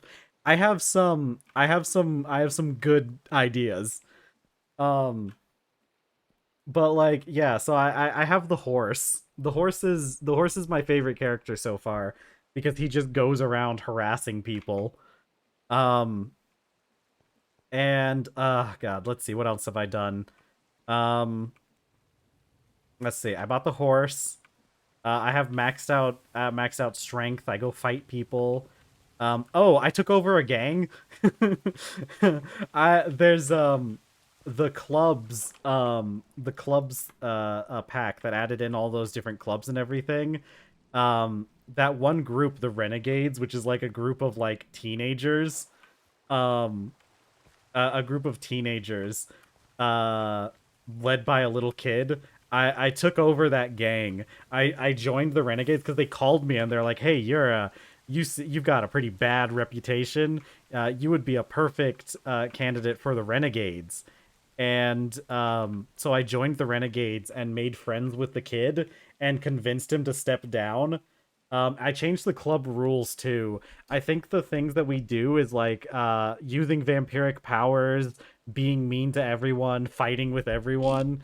But I basically just have this gang that I lead, and sometimes I invite them over for fun for some fun hangouts. Because so when we first started, we had like a tiny home. We've evolved past the need for the tiny home, but the skill point gains were well worth the tiny home. And my character had like a room. It was really fun because my character, like my partner's character, had a pretty standard like college kid, or college, not kid. I guess they're adults. A college person's little room with like a little desk and their computer and their cute little bed and everything. Very girly pop and whatnot. But my character had a room. It was just a blank room. It had like I had like scratch marks in the walls and everything, and like a pile of clothes and just random trash looking debris type objects on the ground. And the only other thing in the room was my punching bag, which I used to train at all hours of the day. And we make jokes that the college student has to be a very heavy sleeper because like the rooms had an adjacent wall. So my character would just be there in the middle of the night while the college student was sleeping, just like pummeling the punching bag. And what I ended up doing later on was I turned my room into an entryway with like a ladder that goes in the basement. So my vampire character lives in the basement now. And I slowly evolved the basement into like a really cool club hangout for my guys. I've got like a karaoke machine down there. Oh, I put this was another running joke. Um when I first took over, when we first added in the basement, it was basically just we expanded, we took out the it really is a Yakuza plot line. My character basically is a Yakuza boss because I have like the bar that looks like a Yakuza bar. Um and um so um when we first added the basement into the house, what we did was like we moved the wall from for the college student to like consume the parts of the vampire's room that she wasn't using anymore, because I turned it into just like a hallway that leads downstairs. Um, and we expanded the basement to like occupy that space underneath those two rooms. And the first thing I did was with that space was I bought a pipe organ and put it directly underneath the college student's bed. So my character's down there playing the pipe organ at midnight. When I, I 100% did. um, I also killed a person by luring them into my basement because one of my aspirations was to see a person die, and which was funny because we had a person die in our house before this, but I wasn't paying attention. Nobody noticed that this person died until the Grim Reaper had already taken him away. Um, but yeah, I had a pipe organ down there, and currently we've expanded it, so I've got a pretty big basement down there, and it's got like I've got I've got a pipe organ, I've got a karaoke machine, I've got a cool bar, I've got an in-home movie theater, I have a pool that I added in because I needed to use the pool to kill the person because for some reason they refused to starve to death. So I put in a pool and got them in there and then just left them. Um so I've got a really cool hangout down there, and it's so funny because it really is like, yeah, but it's really cool though because it's got like it's a really nice looking pool. I used the there's a water you can select. One of the pool water skins, I guess, that you can select is like a it's got like flower petals in it and everything, so it looks really serene. And I invite my gang down there to hang out sometimes and watch movies with me. Oh, oh man, I'll have to get some screenshots of that sometime and maybe post it on my Blue Sky account because it's really funny. Um, and okay, we've almost got the rubber. I need more iron. It would be really funny. I'll have to look into it and see if I can get it if I can uh get some of it working or get some screenshots of it. Um it's a really funny playthrough. Um oh god. It's been a lot of fun. I'm like I said, I'm immune to the sun now, so I can go around and do all my terrorizing the local neighborhood unimpeded. Um I can I'm trying to remember some of the other fun plot lines. I'll have to. There's been a little bit of time since we've had a chance to sit down and play. Um, okay, I don't know why those didn't stack. I think I had them in my inventory or something. Um, uh, oh wait, it's the 4. Then I need to take this and I need to use it to. I need some iron to make the rods. Oh man, but my character really is just local menace to society, runs around and ruins everything for everyone. The college kid did end up marrying the ranch hand. It's very cute. They had a wedding. The wedding glitched out though, so they had to get eloped. It was funny. It really sucks that the wedding glitched out because that pack is kind of glitchy, and it sucks that it glitched out like that because um my character was going to officiate the wedding, and it would have been so funny, but we just couldn't get it to work, unfortunately. Um, let's see. Oh man. Yeah, I think the clubhouse is my favorite thing. My character's room is very nice looking now. I've got like I've got like posters and everything all over the place, and she's just having the time of her life at everybody else's expense. D- my favorite still. I love the horse. I remember because I remember talking to my partner and being like, "Oh my god, I can get a horse. I'm getting a horse." I'm building a rocket right now. I think I finished building the rocket. I just need to add the stuff to it so that it doesn't like blow up. Um I'm also doing farming. What was I doing farming for? I think I need to do some of the flower arranging stuff. I need flowers. Oh, I've been making wine, or nectar as it's called in The Sims. Um, what else have I been doing? It's a fun playthrough. It's also one of my favorite things about my character is she is absolutely jacked. And it's so funny because like you don't start out like that necessarily, but like once you get like high level fitness, it's crazy how ripped your character gets. And man, she really is just like the most chaotic little creature possible. Oh, she also hates children is one of her character traits.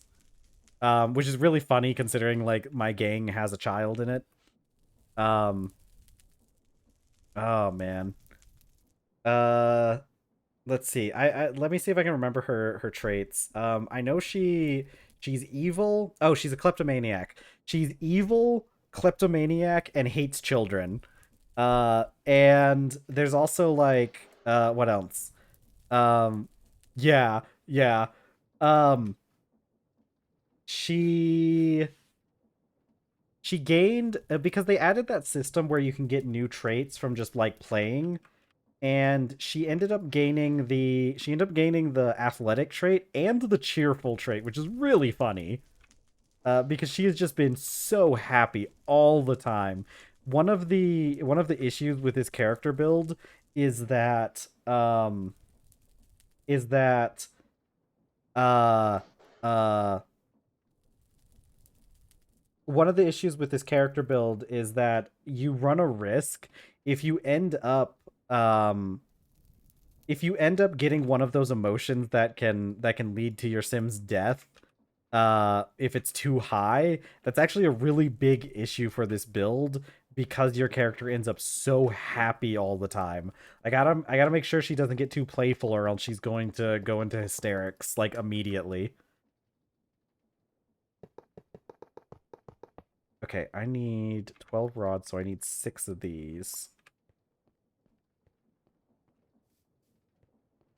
Oh, I was hoping we might be able to get um the wire mill before the end of stream, but think I think we still can. Let's go. Uh, I'm just gonna I'm just gonna put all of this sulfur in and make as much rubber as I can. How else do I make rubber? Rubber, uh, water. Is this the only way to make rubber? Surely there's another way. How do I make... I could make liquid rubber. Okay, until we get the chemical reactor, which looks like this. It's still... I guess it has better returns on... Actually, yeah, this is a good... This is a pretty good... This is a much cheaper recipe, yeah.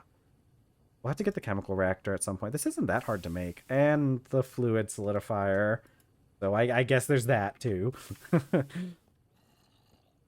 Okay. I want to see if we can... I think we got 5 minutes left. I think we can do some things. 2, 3...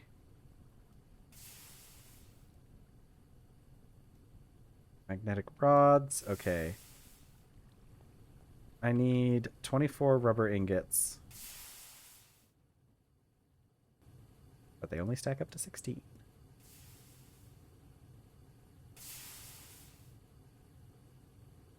Okay. This is going to be... Oh, right. That's right. It uses up more of the pulp. That's right.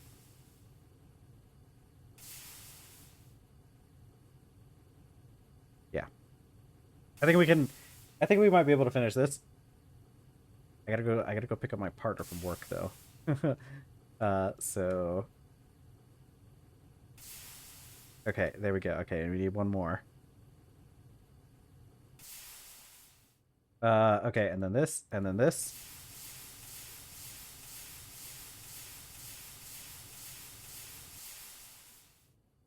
Okay, and then we need 12 tin cables.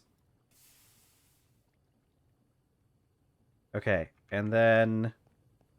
Actually, I think we can do this. Wrench. 1 low voltage machine casing. 1 low voltage machine hull. 1, 2, 3, 4. Okay, I didn't realize we were actually already at the end of this. Wire mill time. Okay, I'm gonna go make I'm gonna make me some gold. Do I? Okay, I'm gonna make some gold wire for this. Actually, I don't need. Nope, give me that. Oh man, that's good. We can focus on getting the polarizer and the centrifuge tomorrow. Basic wire mill. Oh, I need 2. Okay, we'll do some more extraction on that. And then, gold wire. I need gold wire. What? Gold cable.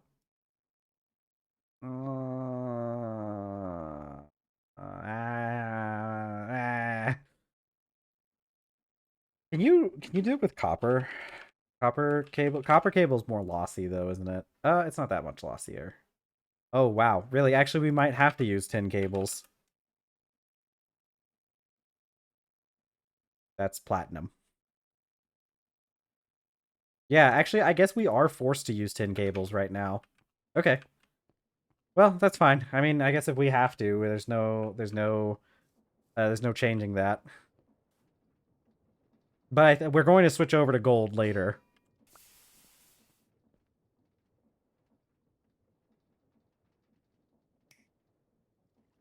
Okay, and then there we go.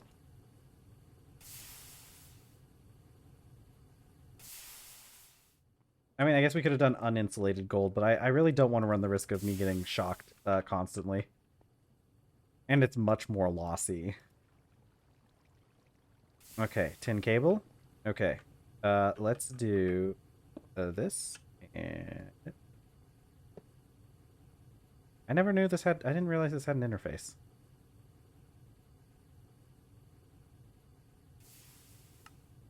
Oh. What does this button do? Hold lead... Cobalt, lead, and nickel. Okay. I'll look into that later. Is it wire cutter for this? Oh, okay. I was just gonna go for the wrench. I got so caught up in the UI. Okay, there we go. See? Now we have this. Yay! Because then we can make the... Then we can make... Okay, hold on. I wanna... Let me before... Okay, I know we're already at the end of stream, but let me plot out the let me plot out the thing for this real quick because I want to use it. Wire mill. It just makes the... Okay. I've been doing this. I want to use it.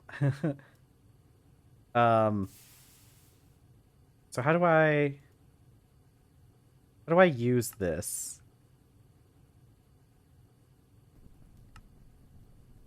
Disable item outputs. What is this? Disable item outputs from output side.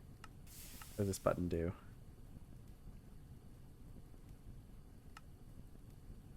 Oh. How do I use you? Oh, I can underclock it. Oh, here it is. Circuit settings. Okay, so circuit configuration 2. Okay. And then if I go and grab a tin ingot...